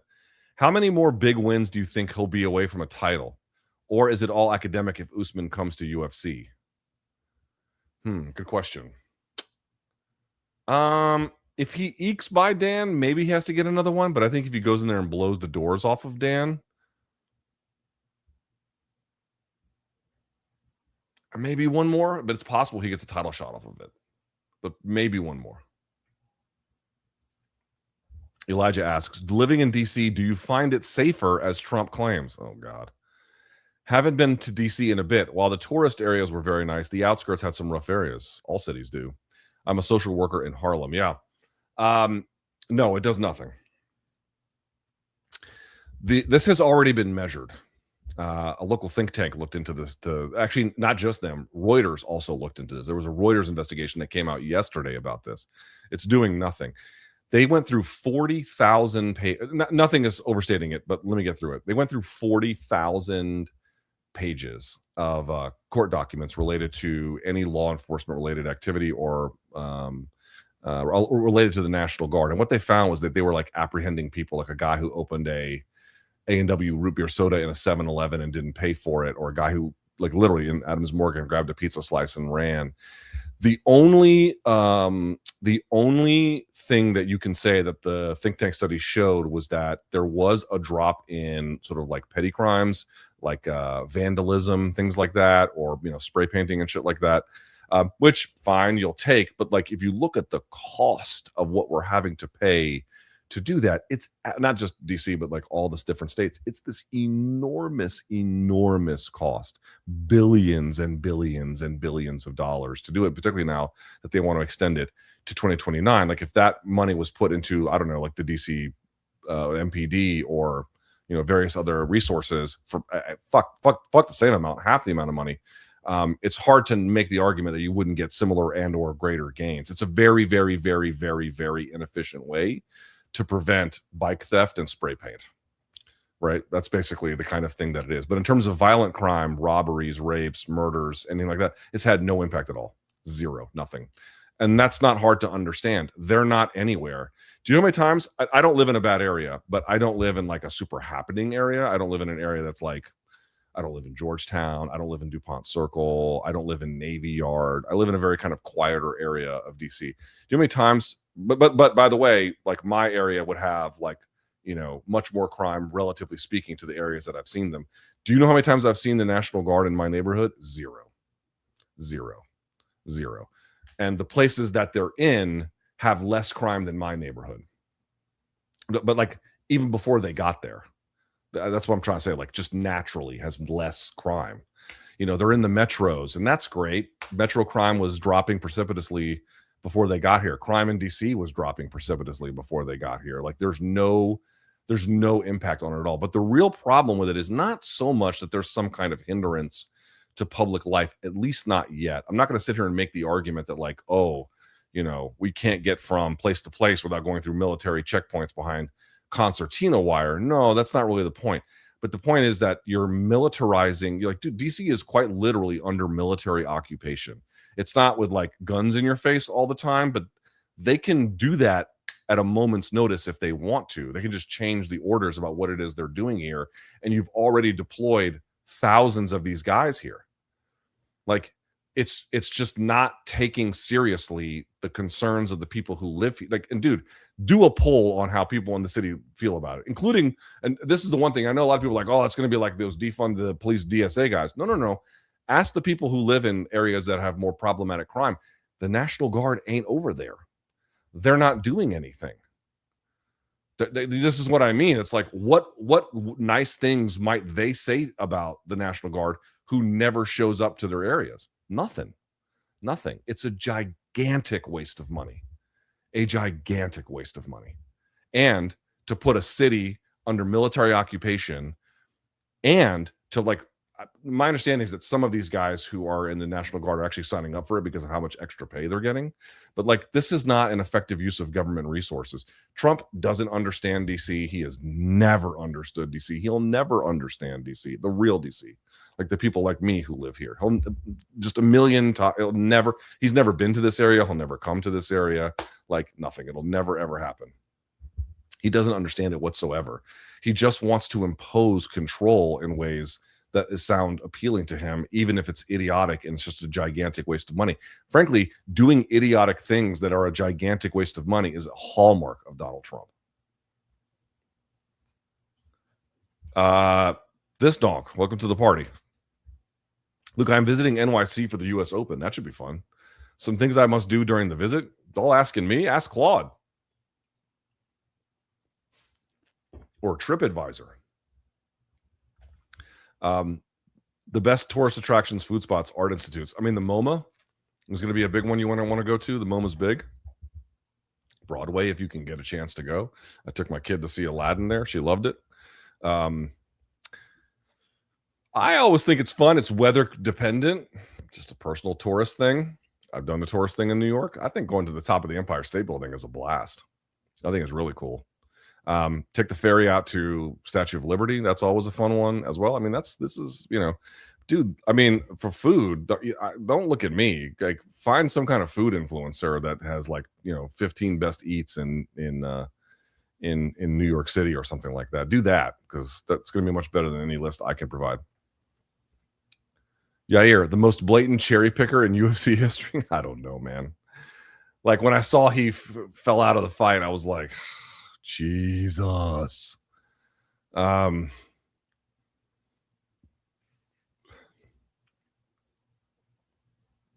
that goes to John Jones.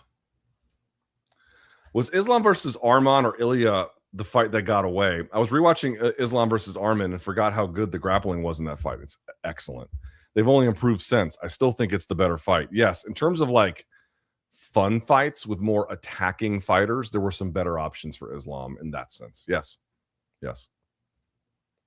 Look, have you seen the recent Jamal Hill video? Not sure if it's comedy, but looks like a lot of loose change. If Hill goes to heavyweight, what are his chances? I mean, I did see it.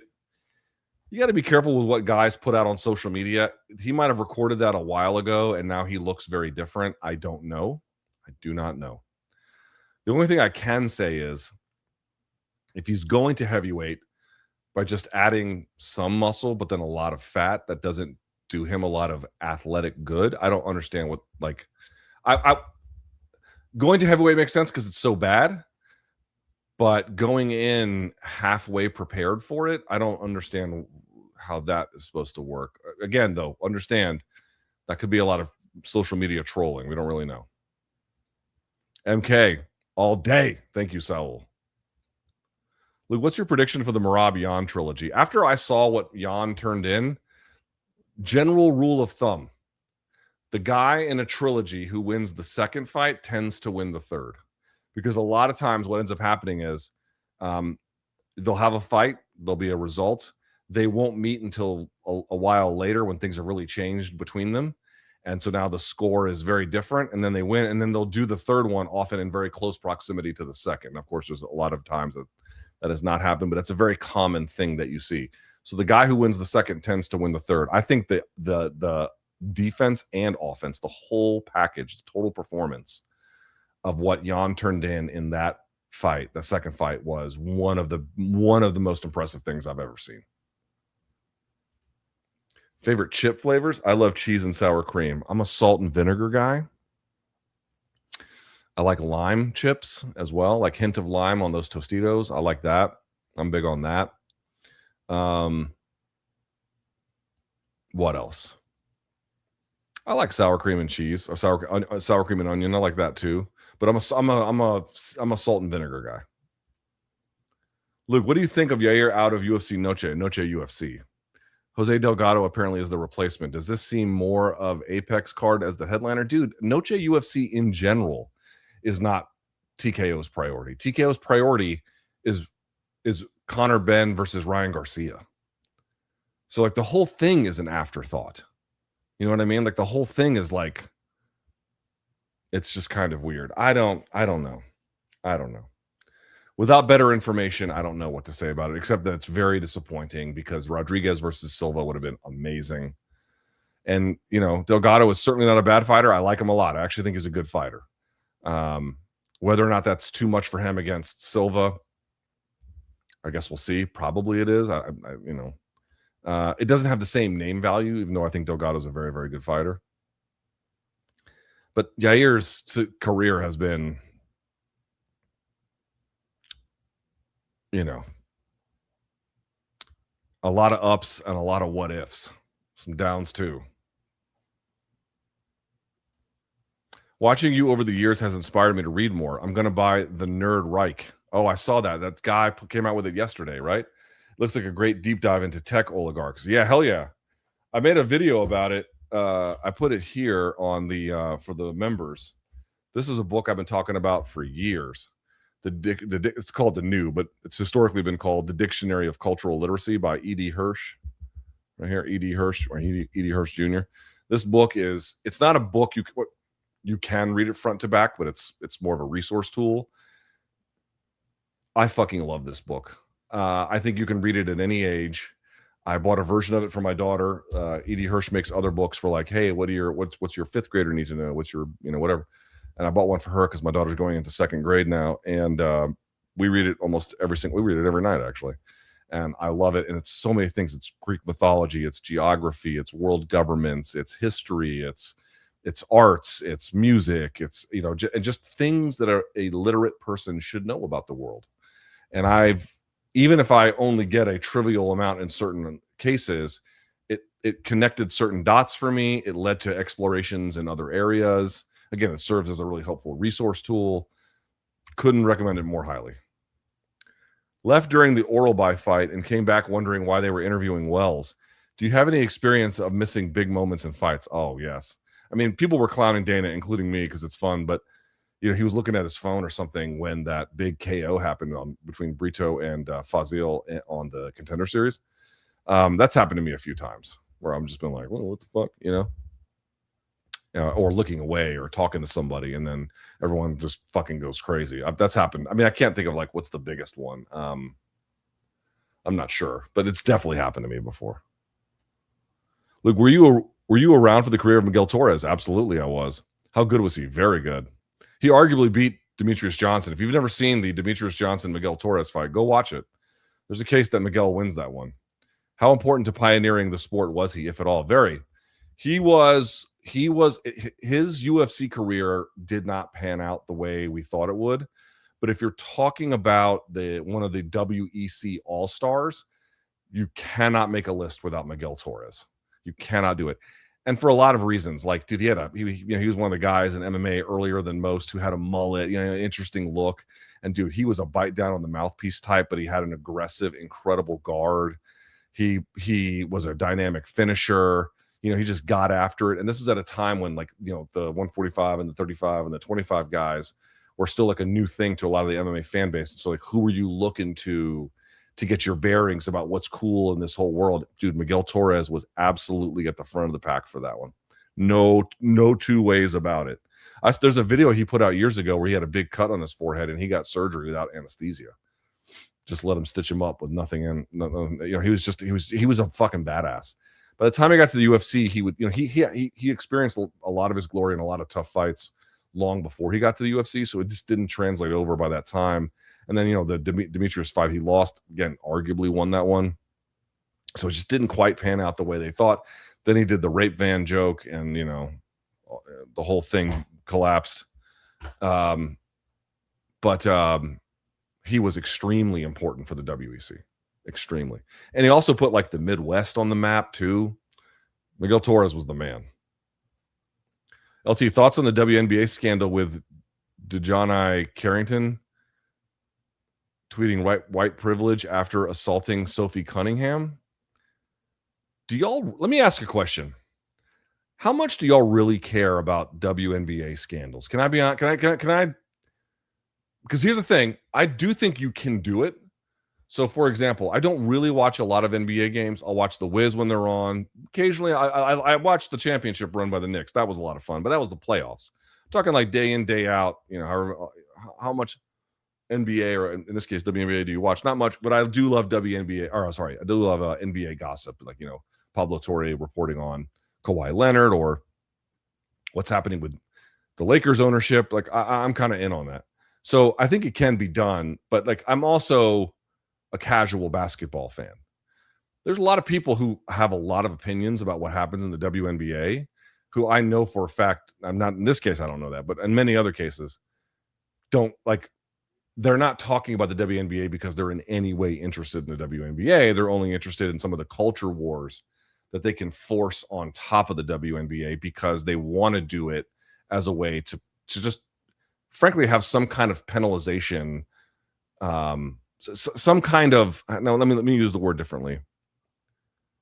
There is still some kind of a need to police women internally, culturally, and then in particular within this debate.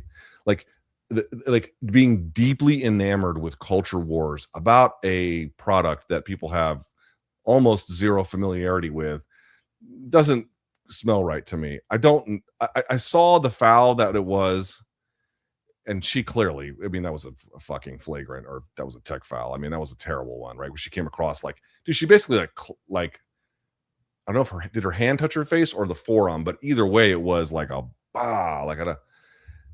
and then she tweeted white privilege after the fact. Was it because of the punishment she received and whether or not it was unfair? I stopped paying attention after that. So I don't know if there is a disparity in the punishment that she received relative to what others might in that situation. And maybe there's not, in which case trying to racialize the debate doesn't seem like a very fruitful avenue to go forward. Or maybe there is a disparity in what it was. It was a very clear, horrible foul, right? There's really no debate about that. But then and I don't know the answer. Is there a question about the fouling and what kind of punishment that kind of fouling constitutes across some kind of industry standard? I don't know. I don't know the answer to that. I suspect most people curious about this don't know the answer. I certainly do not know the answer to that.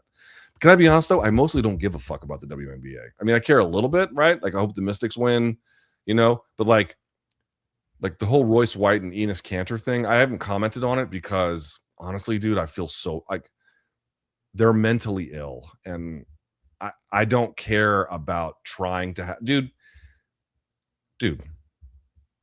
we're living in a world with so much horrendous fucking evil shit happening of deep consequence.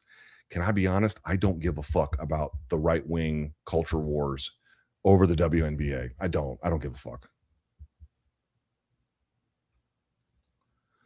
What do you think the added value of a coach is in MMA? Enormous. In a wins above replacement type way, massive. How much can a coach add, or would a great fighter be regardless of average help? It's not that fight to fight you can notice necessarily oh, wow, they really earned their keep. Maybe it's less about that. But in terms of long-term relationships, such that you can find them to get the right pairing to pull them out. Not every coach can do that, right? So you're asking about which coaches can do it. But for example, watching Martin Kampman go to team alpha male and Dwayne Ludwig too, but Martin Kampman in particular, and just take their striking from here and then at scale raise it. Dude, that level of like what he did for that team fundamentally changed it. That is enormous. The kind of relationship that Faraz and GSP had. GSP is such an athlete and he's such a winner. Would he probably have been champion no matter what? Maybe. But I think the reality is there's a certain degree of comfort that really helped GSP, probably in great times of duress or need, that was really important. Or the right kind of coach who's the right kind of coach for the right time in your life. Developmental, maintenance phase, whatever it might be. So there's a lot of coaches that don't add much. And there can be a lot of scenarios where you're looking at a coach in a scenario and like, what's he really contributing here? And that's a utterly fair criticism to make. But a good coach at the right time can transform your career. Congrats to the United States for reaching an achievement, $40 trillion in debt. Absolutely depressing to think about. The good news is this is a somewhat solvable problem, but just not under the current administration.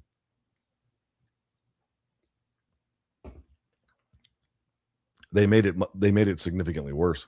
You know, they want a $1.5 trillion Pentagon budget, but beyond that, the One Big Beautiful Bill Act, Congressional Budget Office found out ahead of time. They're like, this is going to massively, lead to these kinds of problems, and they just passed the bill anyway. To say nothing of, did you guys see this? I don't think it was the Congressional Budget Office, but it was another internal government agency that measures it. They said if you get rid of the subsidies on the healthcare exchanges to help people access the Affordable Care Act, Obamacare, that if you took away the subsidies that the One Big Beautiful Bill Act was designed to do, that over the course of 9 years, 15 million would lose their health insurance. That was what they estimated. So it was 9 years. So by 2034, because it was signed last year, there'd be 15 million who lost. Okay. Do you realize in a year they've lost 5 million? In a year. This is vastly outstripping their expectations. Vastly.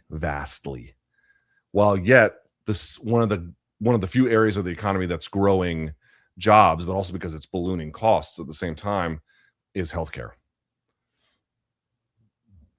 So you're getting more expensive care, while less are able to get it through a legislative package that is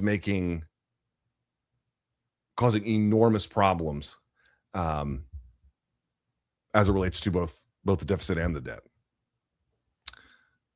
Fun times. But guys, what are they tweeting about at the WNBA? Jones, GSP, and Habib and Islam, the 4 best fighters, not necessarily the most accomplished that you've seen. No, they're not the 4 best ones. They're 4 of the best ones. Can you put them in order of how good of fighters you think these are? I'm talking about their primes.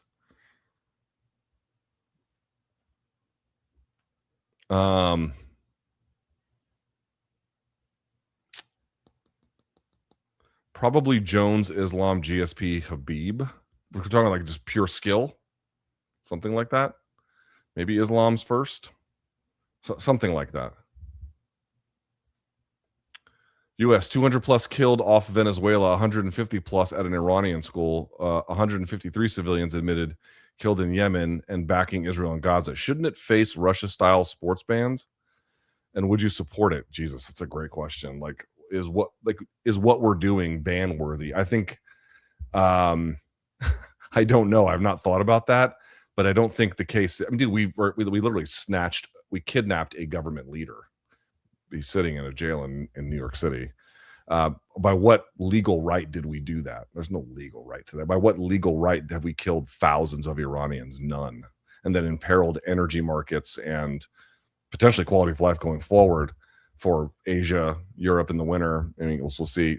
By no right have we done any of this. And then, of course, helping to facilitate the genocide. Although that would certainly precede Trump. Biden gets a lot of blame for that too, quite rightly. I don't know enough about what standards sports organizations use to institute bans. I don't know how that works. I don't know. I don't know enough about that's a sport regulatory question. Under what conditions do international sporting bodies have a right to ban countries? And does the US qualify under that rubric? I don't know the answer to that. It's a great question. And so I appreciate the donation. I wish I had a better answer for you, but I don't know, because that's really what defines. I mean, you can make some kind of, a lot of times people ask questions like this, and what they want you to do is answer in like a general ethical principle. But like, it doesn't really work that way. I mean, the U.S. is doing bad things. Should they not be allowed into sporting conversations or competitions? I don't think that's a useful framework. I think the framework of the international agencies who set this up, and whether or not, and we know that, by the way, those international agencies do not apply it consistently. We also know that. Fair enough. But I don't know. I don't know how that would qualify or not. Between Islam taking Volk down in round 4 of their first fight to clinch it, and then taking Ian's back in round 5 to clinch it, not enough is said about how clutch he is, apart from his skills as a gamer. See, I agree with this, but I also kind of hate it, because I think that's like, I'm going to take him down and just move to the back. I hate that. Like, I'm just going to put on a body triangle, and then we're just going to close the show here. I kind of hate that, to be honest with you. I kind of hate that. Thoughts on Zoran Mamdani asking the NYPD to escort his wife on a trip to Lebanon and Syria? Probably needs the security. Don't give a fuck. Who kicks worse, Gillian or De Niro in The Irishman? Oh, God.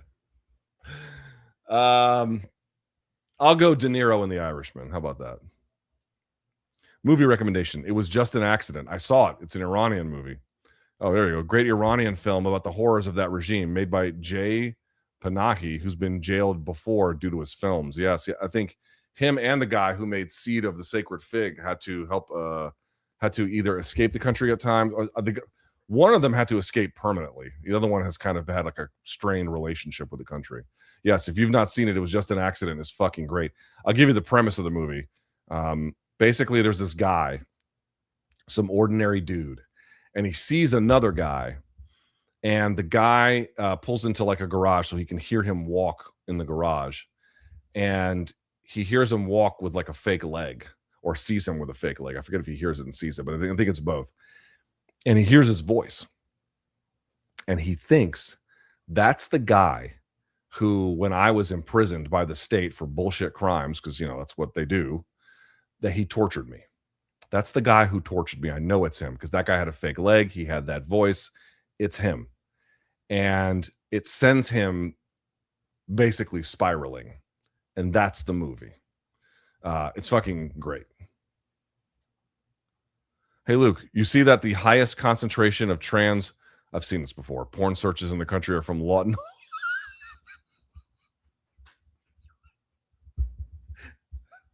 are from Lawton, Oklahoma. Who knew that place you make fun of was so progressive? Dude, you know what? There's nothing else to do in Lawton. I mean, that's why I wouldn't move there.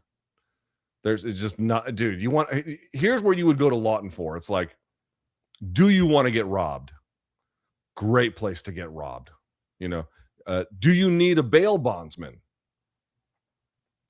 They've got you covered. Maybe, and I frequent them. Maybe you're in the need of a pawn shop. Good news. Lawton's got you covered. When's the last time you've been to the dentist? I go every 6 months.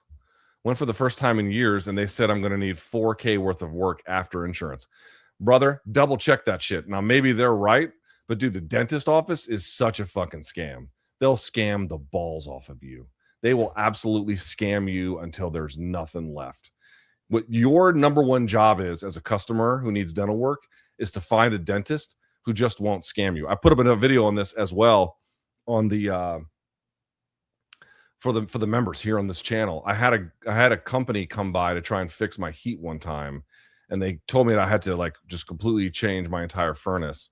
And then I wasn't here for it. My wife, I was here for the breaking, but then my AC broke. And so my wife called that same company to get them to come over. And then they told her the exact same thing. Oh, you got to replace it. And I knew better for a bunch of reasons, which I explained in the video. So then I called a local company, like a no chain, right? Just call a local company to come fix the AC. They come and fix it. Now I had to pay $1,000, but 800 of that was for Freon. The piece that was wrong inside the house was just $200. It was nothing, right? And plus, what the other company was quoting me was like up to 15,000. So either way, I got a better deal. Come to find out, I looked up who owned that chain, the local chain who tried to do that. They got bought out by private equity. And so now they're just fucking scamming the shit out of people. And it's a really fucking evil scam because they're not just going in there and then telling people, hey, you need $15,000 worth of work for a $200 or roughly $200 job. No. What they're doing is, hey, we need 15 grand to fix this. We can finance you. You can apply through us. If you don't have 15 grand? No problem. We'll just cover you for it. Right? That's what they're doing. So now they're putting people into debt financing for phony repairs. Dude, it's so fucking evil and scummy. Dentists are like that. Maybe they don't like debt finance in that way, but it's the same kind of like, oh, you know what you need? We got to take out all your teeth, you know? Look, whenever people talk about Morales, they just say he's big and powerful. No one's talking about how he is the son of 2 black belt judokas, which is true. That he's been doing judo and wrestling as a child, yes. And in the clinch, very, very strong as well. Totally. All of these things work together. Thoughts on reporter Katie Fang? I think she's doing a great job uncovering the more grotesque details within the Epstein files and keeping the DOJ accountable for hiding them. I'm not familiar with her work, unfortunately. I mean, maybe I've seen it, but I'm not like acutely familiar.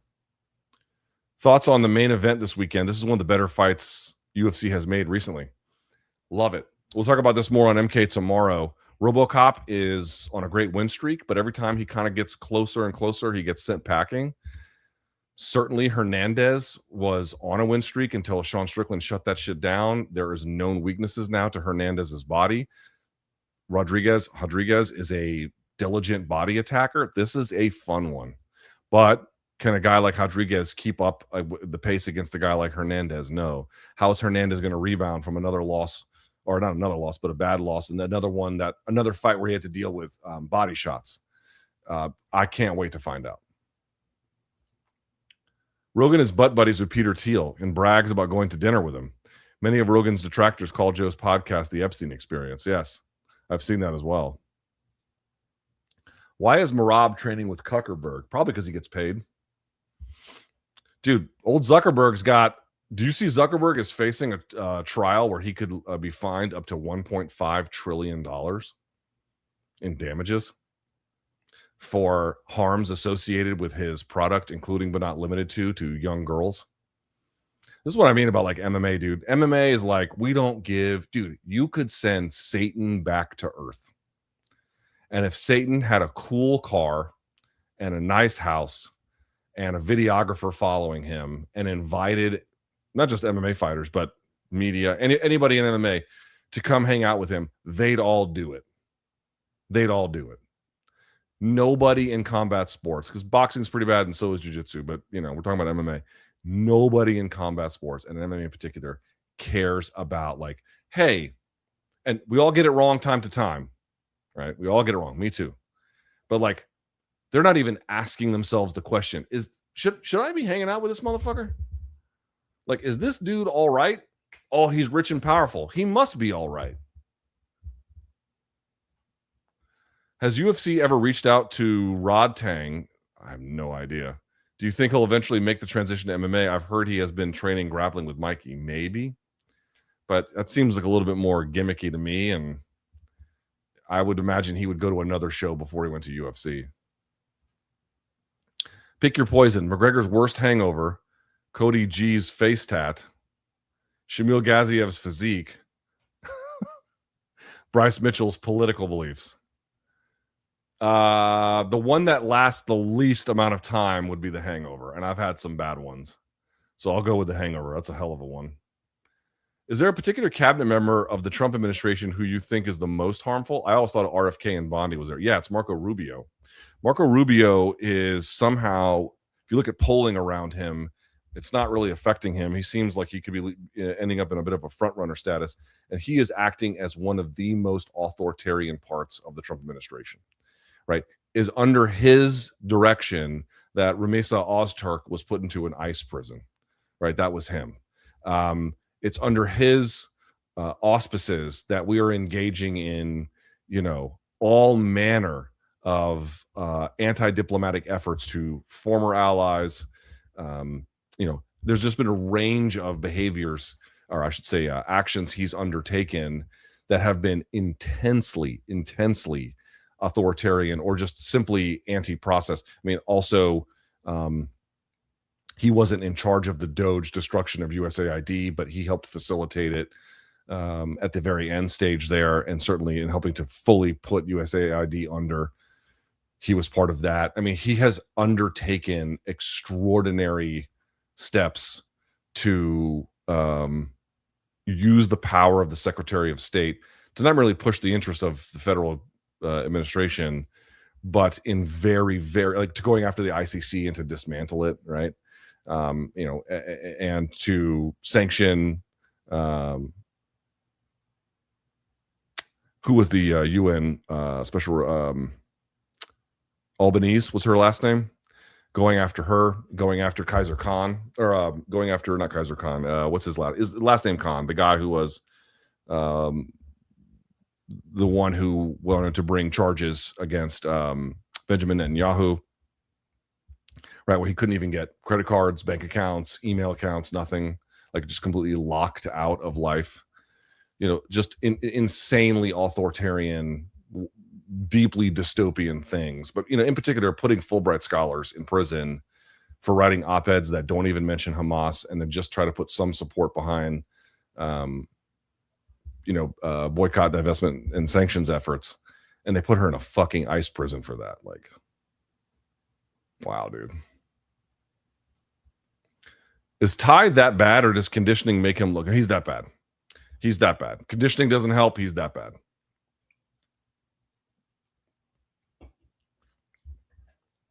Luke, how do you rate Nancy Mace's new tattoos? I don't. I saw them. They looked fine. I don't have a strong take. They looked fine. There was one that was weird. It was the opening line to a novel of a character that I think is bisexual, and she has the opening words to it on her bicep or inside of her tricep or something. That's a strange choice, but I mean, they didn't seem bad. You should reach out to Benson Henderson. He's super anti-Trump. I don't need to talk to people just because they're anti-Trump, right? Would make a great interview with his views and comments of the UFC's Trump glazing. Yeah, guys, if I did that interview and I published it, do you understand the amount of fucking backlash that I don't mind having that conversation if there's a particular purpose, but just to talk to a guy like that, I have to be careful about how I pursue this. I know people think I just throw it out all the time. It's common on this live chat, but in general on this channel, I try not to get into it at any other place. I don't do it on any of the other lives, and I certainly don't do it on any of the other videos. Just not anymore. There has to be a specific purpose for it, because it's going to yield incredibly stupid people just really yelling at you all the time, and this creates difficulty and friction. So if you're going to invite that into your life, you should have a good reason for it. And just to talk to him, oh, hey, I don't like him, you don't like him, that's great. There's no we're not informing anybody with that. Been watching your shit since the MMA Uncensored days. Absolute legend of the game. MK all day. Greetings from Toronto. Thank you, sir. I appreciate that. Thank you for the generous donation too. LT, I love how people bring up Mix as evidence that PFL fighters can't make it in the UFC, but ignore old Chandler starching Hooker and going toe-to-toe with champ Justin and Amosov. They're not wrong. We went over this last week. They're not wrong to notice that there's not a bunch of guys coming over the hills and just taking over. It's not like when Strikeforce came over where you're like, whoa, this is different. But yes, they tend to exaggerate how bad it is. I think the two main issues with Islam's lack of fanfare is that, one, he's had no big rivalries. Conor, Habib, DC Jones. Great point. Absolutely true. And two, he hasn't been finishing elite fighters compared to when Silva had his run. Also true. Also, the finishing part is big, but even just having dominant performances. LT, happy Thursday, King Donk. Your LTGP videos have been savage lately. Every time you go hard in the paint and spray these cucks with your rage, it heals me. and fills the void in my soul. Yeah, I'm pretty pissed off about how the world is going these days. Yeah. Luke, after 2 weeks, any guys on Contender Series stand out to you? Yes. Bilal Hassan was one. That Brito KO on the other night was sick. I'd say him as well. There was a couple other guys that I saw. Muhammad Ali did so bad. Oh, that was disappointing.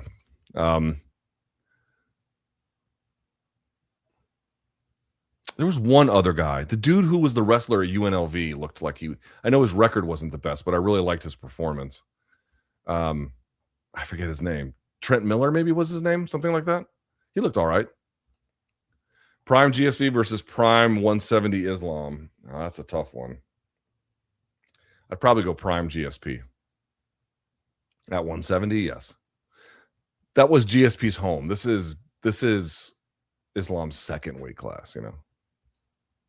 Luke, any word on the Kraus or Bulgarian betting scandals? I've heard nothing, dude. No one's talking about it. Or your thoughts on where things are at with them? I don't know. I don't know that, like, listen, I'm not saying that the UFC is doing anything untoward. I think they have reported it to law enforcement. UFC is pretty good, from what I know, about even all of my disagreements with them, about acting above board, like in compliance with the law, you know. But I'm just going to say this. As long as Kash Patel is in charge of the FBI, who in their right mind expects any kind of investigation that matters at all? I don't. Luke, Dern is a champ, so maybe she doesn't qualify for full donk status. Honorary donk? No. I mean, she's got donk tendencies. She's legitimately trying to work through them. She's not really a donk anymore. But to me, it's a different problem. It's like, okay, we're not at the like stage, but we're at the, you know, unsolvable problem stage. It's not goofiness and like really bad decisions. It's just there's just pieces missing. What do you do with your old podcasting equipment, like the 9-inch teleprompter that you've upgraded? Sell it? That's a good question. I'm not sure what to do. I actually am sitting on a fair amount of equipment that I'm just holding in boxes that I don't know how to get rid of. If anyone has a good idea, by all means, let me know. Have you seen the new Spider-Man? No, not yet. I've been meaning to. By far, I've heard so many good things about it. By far the best Spider-Man movie in the Tom Holland era. Yeah, I'm excited to see it. I really can't wait. Islam and Ian are both risk. It's not adverse, it's averse. Adverse is something different. A recipe for a risk-averse fight. Is there a fight between risk-averse guys being a barn burner? Two risk-averse guys being a barn burner. I don't know about that. I've definitely seen fights where we thought guys would get canceled out with the other dude in the other way. Like, oh, their skill sets will not match up well. And then that didn't pan out. I cannot recall. I mean, I remember when they put Rico Rodriguez up against Pedro Hizzo and everyone was like, I don't know about this. And then sure enough, you got like nothing out of it. I don't know if I've seen two risk-averse guys deliver like insane action. No. Thoughts on Ariel downplaying Islam's win streak? Is it legit or more related to his vendetta against Ali or Islam's anti-Israel stance? I don't even know what the fuck Ariel said about him. I have no idea. I have no fucking idea what that is. I don't know. I appreciate the donation, but I don't know. I don't watch his show. I mean, I watch clips or stuff like that, but like I don't have time. He's on like 5 days a week or something. And each show is like fucking 3 hours. I just who has time for that? LT, what e-bike did you get? What is the name of the e-bike I got? I'll tell you. Let me see here. Maybe it's in my email. Here we go. My e-bike. Oh, no, it's the wrong one. Let's go back.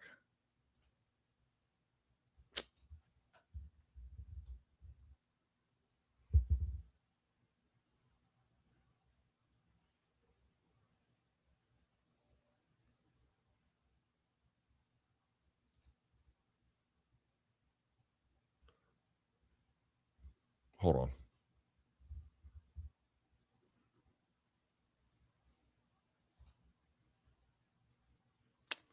Brother. Where the fuck is this bike? Hold on. I'll tell you. It's a rad power bike. Here we go. I will show you. No, that's not it. This is not it. Where is mine? Oh, here, a cargo and utility bike. This is what I have, right? This is what I have. I got it for a little cheaper than this, but I'll show it to you now. I got it a little cheaper. I got it for less than this because there was a promotion at the place that I got it. But this is the one. This is it. I got the Rad Power Max Electric Cargo Utility Bike. This thing is fucking awesome. Top speed 28. I've definitely gotten above that. It can hold 420. I have a basket on front here. You can mount it to these two screws. I put my daughter's backpack in there. And then I put what's called a caboose right here, which is a secondary seat. So she gets on here. The what you call it? The throttle is right there. That's your throttle. And it's pretty fucking awesome, dude. I love this thing. Yeah. It's really, really heavy. That's one of the interesting parts about it. And you can mount your it has Find My on it. Yeah. So I have a bigger thing than front. I don't have this. I don't even know what the fuck that is. And then I have a seat back here. You can put an extra battery, which I've also done. It's just it's one of the best things I've ever purchased. And remember, I had a car that was old, and my wife had one previously from before we got together. So we just kept them both for a while. Then I got rid of it. And then I got mine for, I think, $1,800 or $1,900, roughly right around that. And then I just, pocketed the rest of the money from the car. I got $5,000 from the car. So it's just changed my life, dude. I'm not even bullshitting when I say it's changed my life, but that's the one that I got. How is Larissa Pacheco out of MMA after previously beating Kayla? Women's MMA has so few good fighters. Surely there has to be a place for her somewhere. Maybe they'll pick her up at MVP. I know that's partly PFL, but maybe they'll pick her back up. I don't know. I find it insane. That someone that talented, but maybe there's other issues here. There could be some specifics, but it's also just about the market for women today. It's just a bad market. You have to be really something kind of exceptional about you beyond your ability to fight sometimes. To further continue the Islam episode, Big Luke, if that head kick was a walkaway finish, would that have been enough for GOAT status? Probably. I think the debate would be very different. Yeah. I mean, and people were like, oh, because it would be people would be happier with the finish. No, because it would be a more dominant finish, and it'd be a finish altogether where there was no finish before. It went to a decision. So you'd get the finish, and that would be a dominant one, a dominant finish, like a head kick, bang, right? That would be a huge win. So that would it would mean more in that circumstance. Why do people say Aldo was washed when he fought Volk? He was. Aldo was 32 and Volk was 29. So Aldo also went on to have more success after their fight because that was not prime Aldo. That's why. Washed is maybe a strong word. Okay. But post-prime for sure. Oh, he's 32. Yeah, but his best days were past him at that point. Any update on when you will have a regular schedule for the political live chat? That's a good question. Well, should have been done already is the answer. There is a technical issue with the channel that I'll just say it this way. I'm waiting on somebody else to solve. And my hope is that will get solved before the end of the month. Yeah, I cannot imagine in September. I'll say this. One way or the other, there's no way this problem will continue in September. I'll put it to you like that. Is Cedric Doumbé just retired from MMA? He looked like a potential big star and then had a weird stoppage and has just disappeared since. I don't know what's holding him back. The PFL tells me that they want him and that the French media says he wants to get back to action. What is the holdup? French media say that he's a big star there and they want to see him back out and they expect him to see him back out. PFL is like, when I spoke to people there, they still see, I don't know what his contract status was, but they didn't seem like rejecting of him. I don't know. I don't know what the holdup is. There's a lot of these whole fucking things where it's like, what's happening with guys just not in the limelight? Congress' response to the TKO bill has made me realize a flaw in our democracy.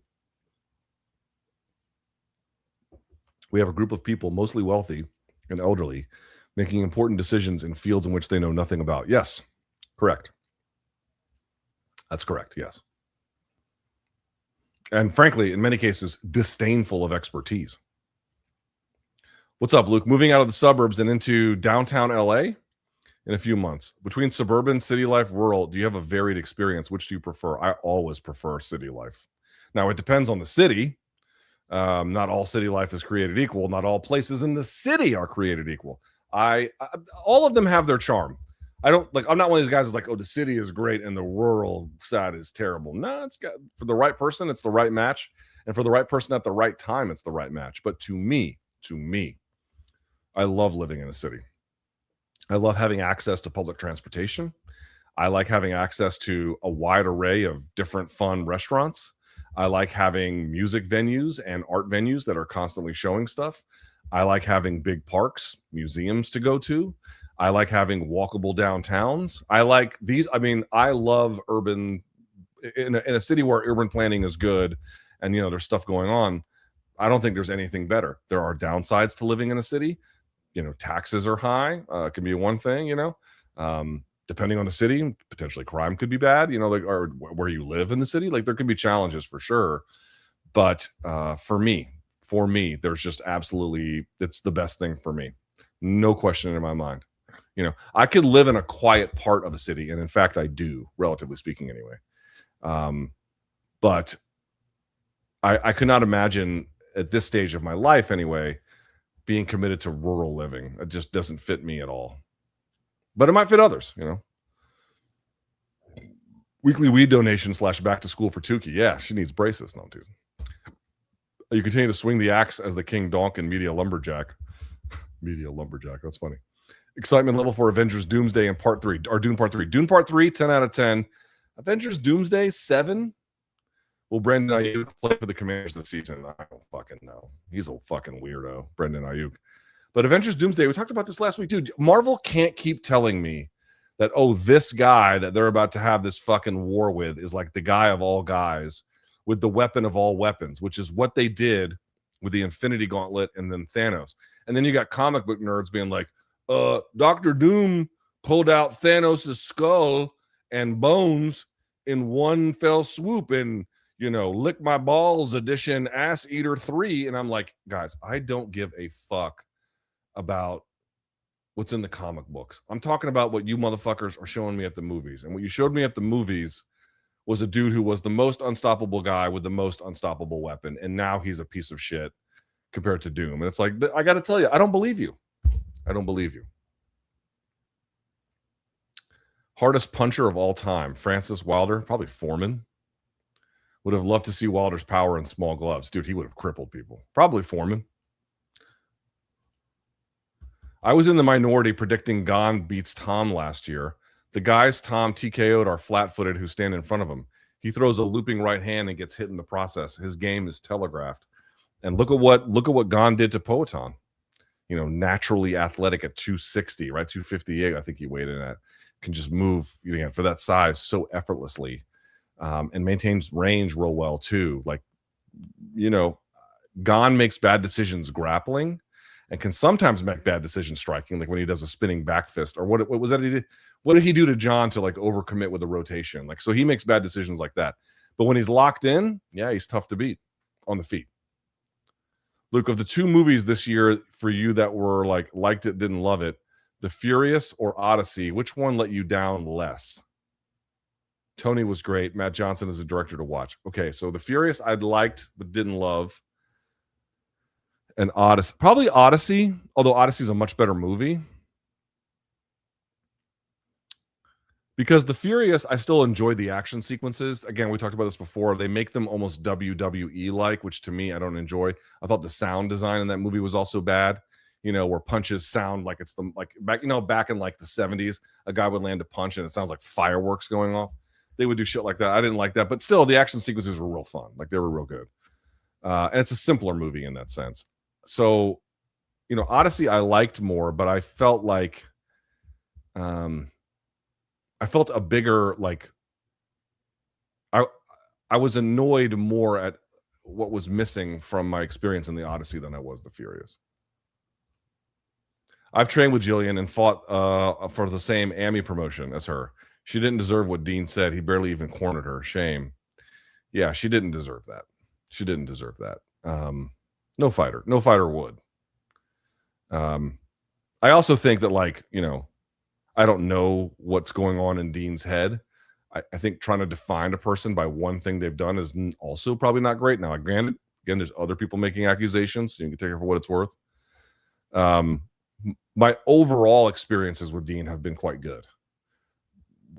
Where he is at now in all of this, I have no idea.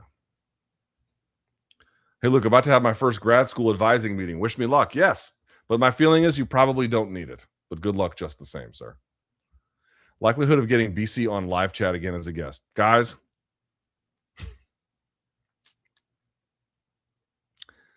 probably not good. And it probably goes for MK too.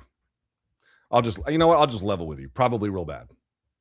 I don't know if I can say no chance. I don't know if that's the reality, but I can say this: no chance anytime soon. And that's not because, as you can well understand, I'm putting some kind of ban on him or anyone at All the Smoke, which is the production company that I work for, or at MK specifically. Like, there's nobody in any of that part of it that doesn't want this to happen. And also, it should be noted, BC also wants it to happen. But I would not expect him to be on MK anytime soon. And I'm sorry. It makes me angry just to say it. It pisses me off to no fucking end. He should have been on by now. In my opinion, he's been off since what? He finished in around basically the beginning of January. If it was up to me, he would have been on no later than June. No later than June. But there are fucking morons who are making it hard to make this happen. So, what can I do? I remember when Rogan was freaking out about George Soros and was shocked to find out 9 out of every 10 billionaires donate to Republicans. Bro, literally in high school freshman level of politics, which is weird because he's actually covered a lot of ground that should extend his political understanding well beyond that. And yet it just seems like he'll get to a level of development and then regress. And that's been the really interesting and strange part. Do the genes stretch well for midday landscaping? I mean, I don't know if I'd say the perfect gene is like the best answer for manual labor, but I'll say this: they'll be comfortable when you're doing it. Any updates on when you will finally start your political live chat? Yeah, September at the absolute fucking latest. September at the absolute. That is a fucking promise. September at the absolute latest. Because I know some people want more of this political talk. Some people want less of it, depending on who you are. And I can respect both of those guys. I want to get that going. There's a technical issue that I'm waiting on someone else to solve. But I'm not going to let it go past the end of this month. All right. What do you think the best kids show is? Bluey is the GOAT, in my opinion. Sesame Street programming generally, I think, is better. But I do like Bluey. Teaches empathy, collaboration, and good parenting. It sure does. Moves at a good pace and isn't overly stimulating. Dude, Bluey's the GOAT of this generation. But I think long term, I'm a Sesame Street guy. But absolutely, we love Bluey in this household. You see, Elon's been tweeting about freeing Derek Chauvin all week. Twitter was a better place when the left was virtue signaling, even if annoying. Yeah, well, it was annoying, but it was better. Virtue signaling sucks, but it's a lot better than vice signaling. The purpose of Elon buying Twitter was not to turn it into some kind of profitable business, although there might be some AI ambitions related to what goes into it and how useful it could be for that. But basically, it was to take a public domain of conversation and media information, and then to just slant it heavily in one direction as a way to tilt the balance of how these conversations and this news gets disseminated and shared and understood, and what gets framed as important or doesn't. It's just a billionaire taking his thumb and then pressing it down to get a more favorable media environment related to his interests. Instead, going up the Empire State Building, I recommend going up Rockefeller Center so that you can see the cityscape with the Empire State Building. There you go. I don't disagree with that. And they're close by. So you can go do that, or relatively close by anyway. I feel like Armin doesn't have the reckless and persistent drive BSD had, which might give Hoofy more space to set up shots. Thoughts? Up to a point, I think that's true. He's not as reckless, but he'll still, he's going to pressure him, right? Also, any update on the rug pull? Oh, you mean the attempt by me to like sell a coin to MMA fans and then rug pull and then leave the industry forever? I should do that. Another NYC rec. Adele's Halal on 49th and 6th. The line gets long, so go when they open at 6 p.m. There's a million places like that, but yeah, I'm sure that's a good one.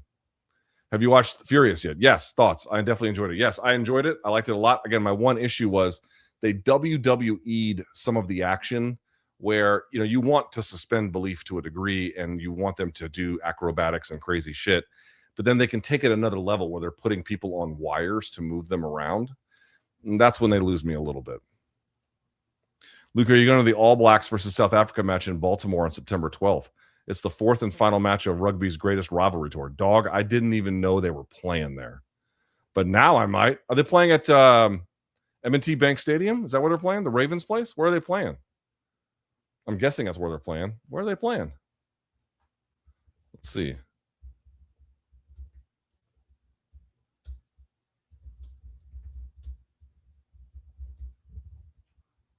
You're right. Well, holy fucking shit. Yeah, M&T Bank. Springboks versus All Blacks. I might have to go to that. Let's see what the tickets look like. How expensive are these tickets? Let's see.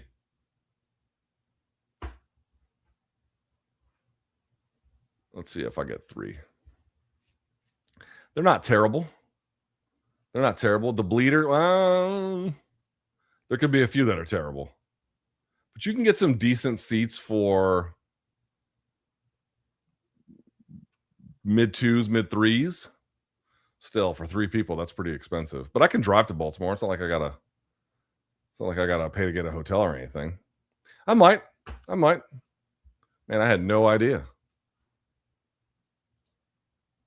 Let's see. Seeing my favorite MMA analyst on my favorite political podcast, Breaking Points, had me feeling like a proud father. Yes, I'm not on the thumbnail for that one, but I definitely was on, and I really appreciate it. I love that show. Luke, do you think the Lakers being purchased by Trump family, well, it's not Trump family, it's Kushner family, it's slightly different, is some kind of shakedown? Why does it feel like this country is being ran by the mob? Do you believe the Trump family has ties to it? I don't know about the mob per se, but basically the guy who is selling the Lakers,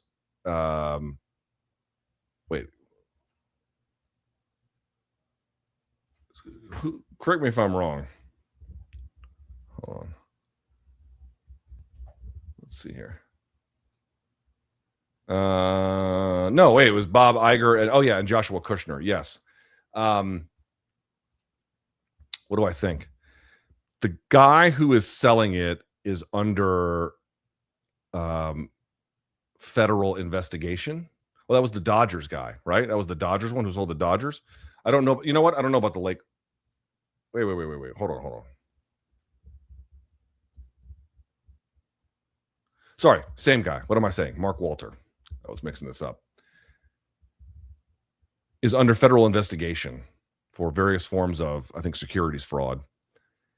And shows up with the Dodgers, gives Trump a nice ring, and then sells to the brother of Jared Kushner, who is literally met with Hamas last week and now Israel. And he has, I don't know what the level of his existing security clearance. He has no functioning role in the Trump government. And by the way, very clearly said in after Trump got elected, he would have no role in the Trump administration. That proved to be not true.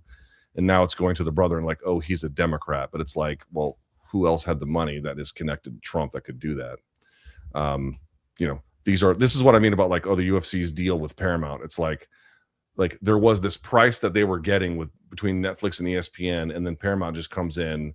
We'll take everything at a very high extended rate. And I'm right after they did that. By the way, when they paid for Bari Weiss's free press, praying well over what it was worth. And I'm expected to believe like that's just fair market value. Like that's why they did that. I don't believe that. Like I can't prove that, but I don't believe that. I believe that what happened is that they wanted to get right with Trump to get various forms of goodies, and taking over and eventually doing that with the Warner Brothers Discovery as part of it, but also in just changing CBS News and TikTok and whatnot. I think that they paid over what they were supposed to as a way to get good with the regime. Luke, the MMA Uncensored clip of Overeem and Craig Carton exchange was on my timeline. Couldn't believe you were there. Can you retell the story and give us behind the scenes on how close to kicking off? Nothing happened. That was, I think, for show. Craig Carton likes to push buttons. Overeem went out with us after dinner. Sorry, after the show, he went to dinner with us. Overeem went with us. So like there's no story there. Like when it was over, I looked at the online reaction, everyone was fucking going insane. And then in the studio, nobody cared. So it looked weird on TV or looked combative or whatever on TV, but like in real life, there was nothing to it. Before you said that we shouldn't care about Jones's coke use, you shouldn't. Recently, you said you should care about fighters. We should care about fighters' personal lives. Did you change your mind? No. I don't mean you should care about the parts of a personal life that are private to them.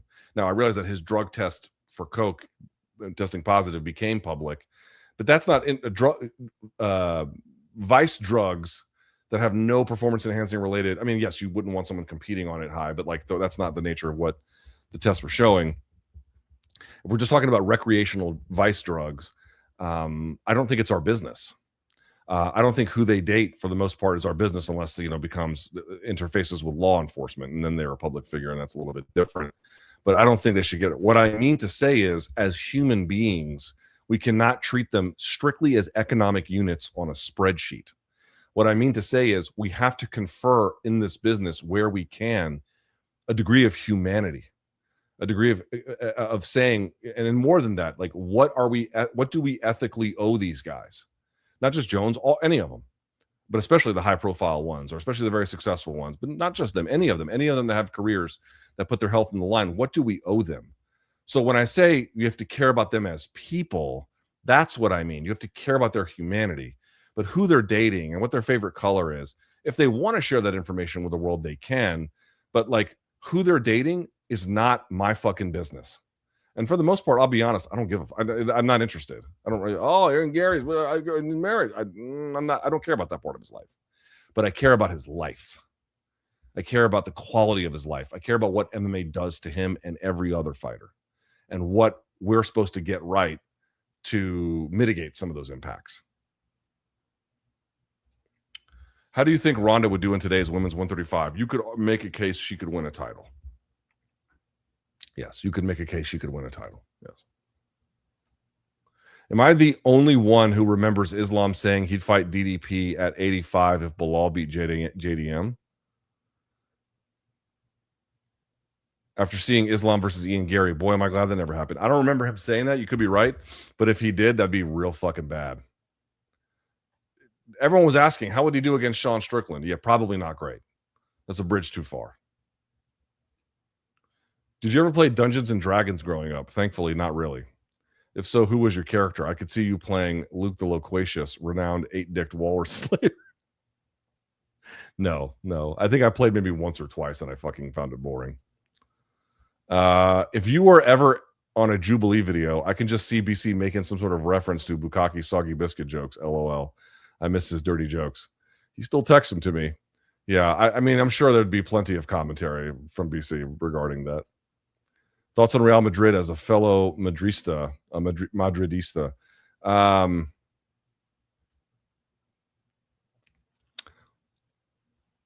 signings in the summer have been okay. I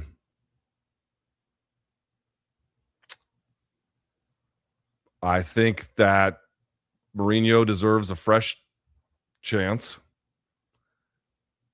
They're always going to be in contention to win La Liga. Let's see. Let's see. What's the scariest UFC division at the moment? Well, I'll tell you what. If they've signed Parnas. If they sign Usman, you could make a case it's 55, but probably 70, maybe. It's not 45. 55's up there, especially if they get Usman. 70's up there. 35's kind of up there, sort of.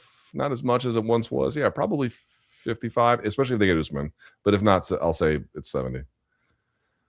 Had to release the rage valve since the PSI was in the red. I'm not religious, but I pray a Jedi master like you or Kyle Kalinske owns Rogan to his face. That'll never happen. I know it'll probably never happen, but I'll hold out hope. Fuck him. Yeah, that won't happen. That's just, I mean, there's never going to be a case where that's going to happen unless, like, by some miracle you run into him on the street or something. You know, that's never going to happen. Given how tough Ian made the fight for Islam, I feel if he used his normal stick and move game instead of relying on his takedown defense at the point of attack, the result could have been different. I think so too. I really, really, really, really, really want to hear what the argument is. There can be an argument for being stationary as a way to potentially have more forceful counterpunching, for example, but that's not really his game either. I don't get it. I just really, that part of the game, I just don't understand what he was doing. UFC BJJ has officially killed the no-gi scene. I don't think it's just them, dude. The no-gi's, oh wait, the no-gi scene. Is that true? I haven't paid enough attention to UFC BJJ to know if that's true. But I think you know who I was talking to recently was Craig Jones.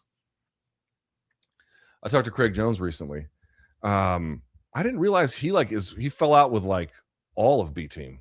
I mean, maybe that's not quite right. Maybe there's some members of B Team he didn't fall out with. But I don't know if there can be another CJI because of that. Like,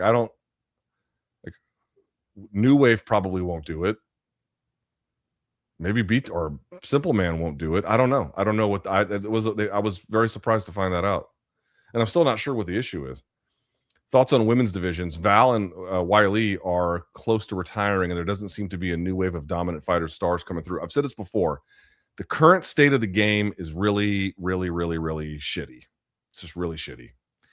However, it'd be a mistake to just cut these divisions. Bella Mir is competing sometime soon, I think, on Contender Series. She represents, I don't know what she'll be as an MMA fighter or UFC fighter. I'm assuming she's going to win.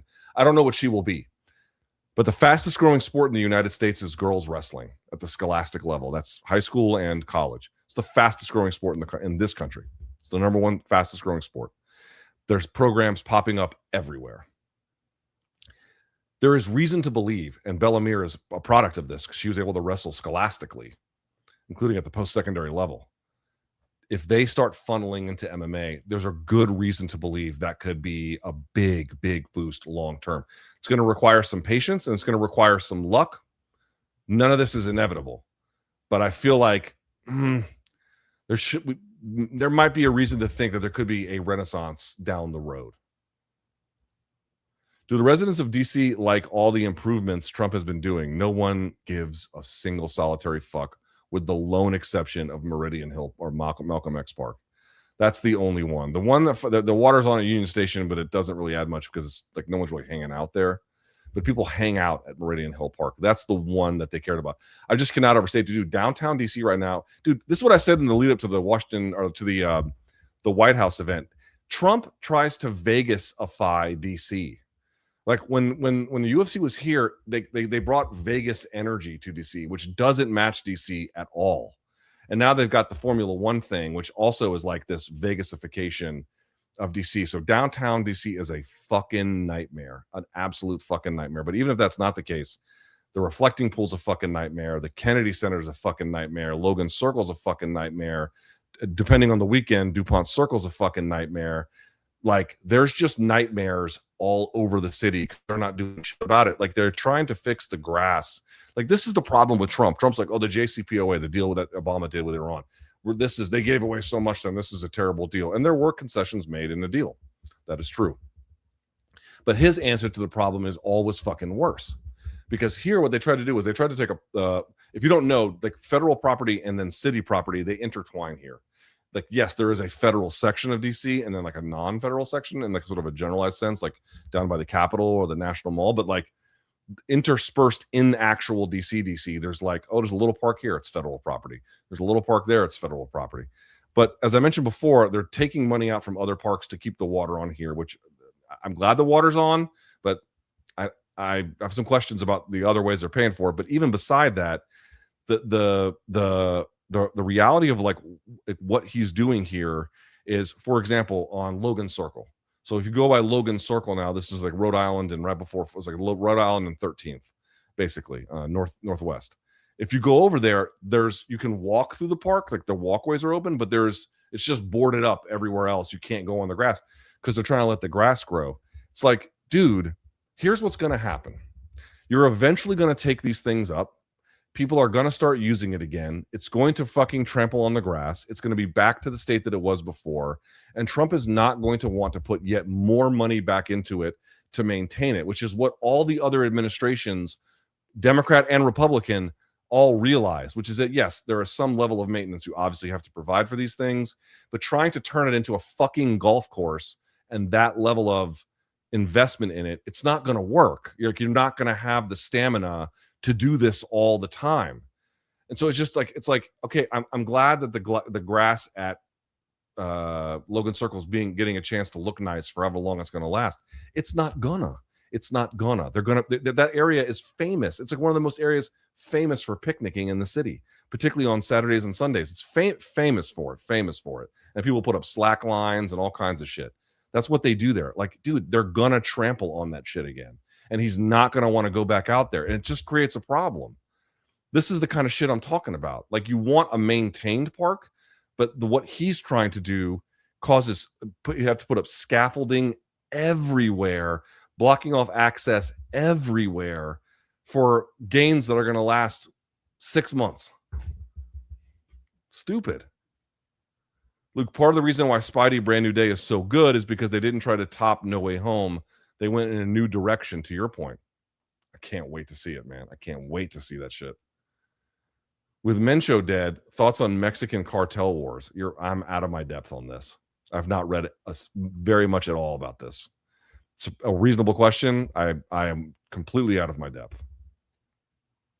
No NYC, top favorite big cities in the U.S. Okay. New Orleans, definitely on that list. Chicago on that list. L.A.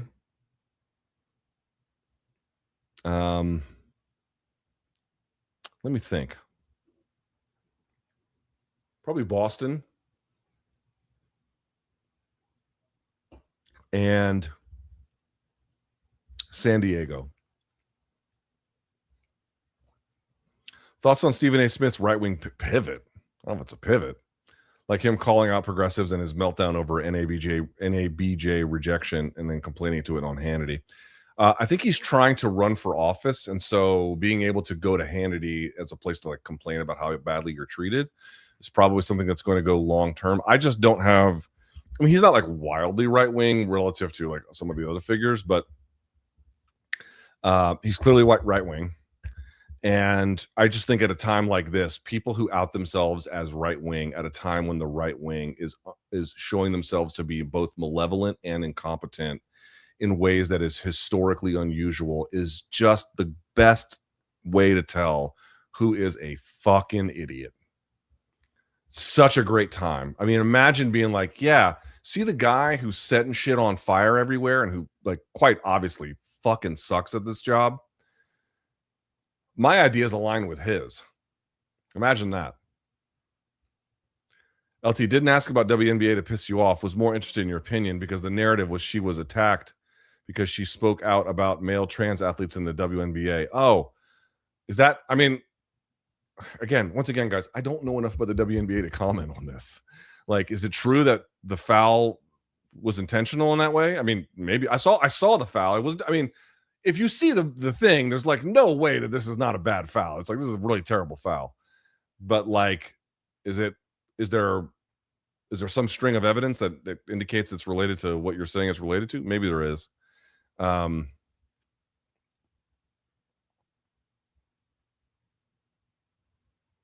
Yeah, I mean, it's a bad foul. She should be punished for it. Is the beginning and end of my conversation there.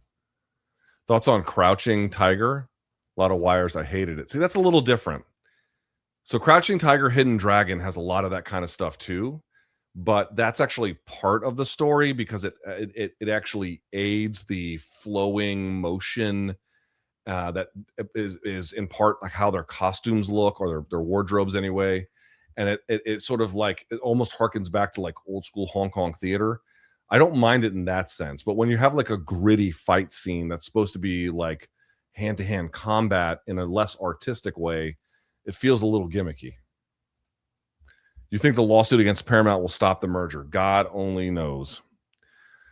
You see all these fucking dumbasses who run these companies being like, we're now endorsing it, like all the like Regal Cinemas and AMC and whatnot, being like, oh, this is great. With Paramount saying we're going to give out 30 movies a year. If you think Paramount combined with Warner Brothers, dude, just do the math. They're going to combine studios. They're not putting out 2 a month now, right? They're not even doing that now. You mean as one company, they're going to trample on top of themselves for 30 of 52 weeks a year? Like, just use your brain. Of course, not you, sir, but I'm saying proverbially. Like, of course they're not going to do that. Of course they're not going to do that. They are not going to trample on their own IP or their own investments in that kind of way, which two different rival companies might try to trample on each other. Like, obviously, like, so they already don't meet that content schedule. And then on top of it, now you're telling me as one company, they'll actually up the ante. It'll of course be constrained. DJ, welcome to the party. Thank you, my friend. Let me know if I'm dumb, but every time Islam had Ian up against the fence, it seemed Islam's face got way worse than any damage he's ever gave. Ian would at least throw punches. I thought his face looked a little worse after the Poirier fight. He might have broken his nose on an accidental headbutt, and that could have contributed to it. There's a scene, when he rocks him with the head kick and then tries to follow up, you can see that their heads clash right on the bridge of his nose. I'm not saying it did break it, but it might have. And so the bruising looks a little worse as a consequence. Usman saying to DC that UFC 155 are bums, intolerable. Top 3 in the division, knock him into unconsciousness. Who do you think will be the first fighter to really hurt him and humble him? Depends who they match him up with.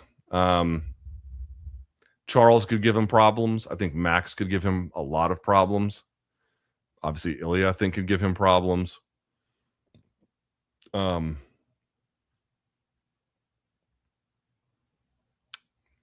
see. That's enough right there. But I mean, you could potentially some other ones as well, depending on how this goes. All right, boys and girls, I got to get out of here. I got to go take care of my kid. Thumbs up on this. Thank you so much. Hit subscribe. Go get the perfect gene. MK tomorrow at 11. Danny Seguro is going to be hosting with me. We're going to preview all the weekend's fights. Love you guys so much. I'm out of here. And until next time, stay frosty.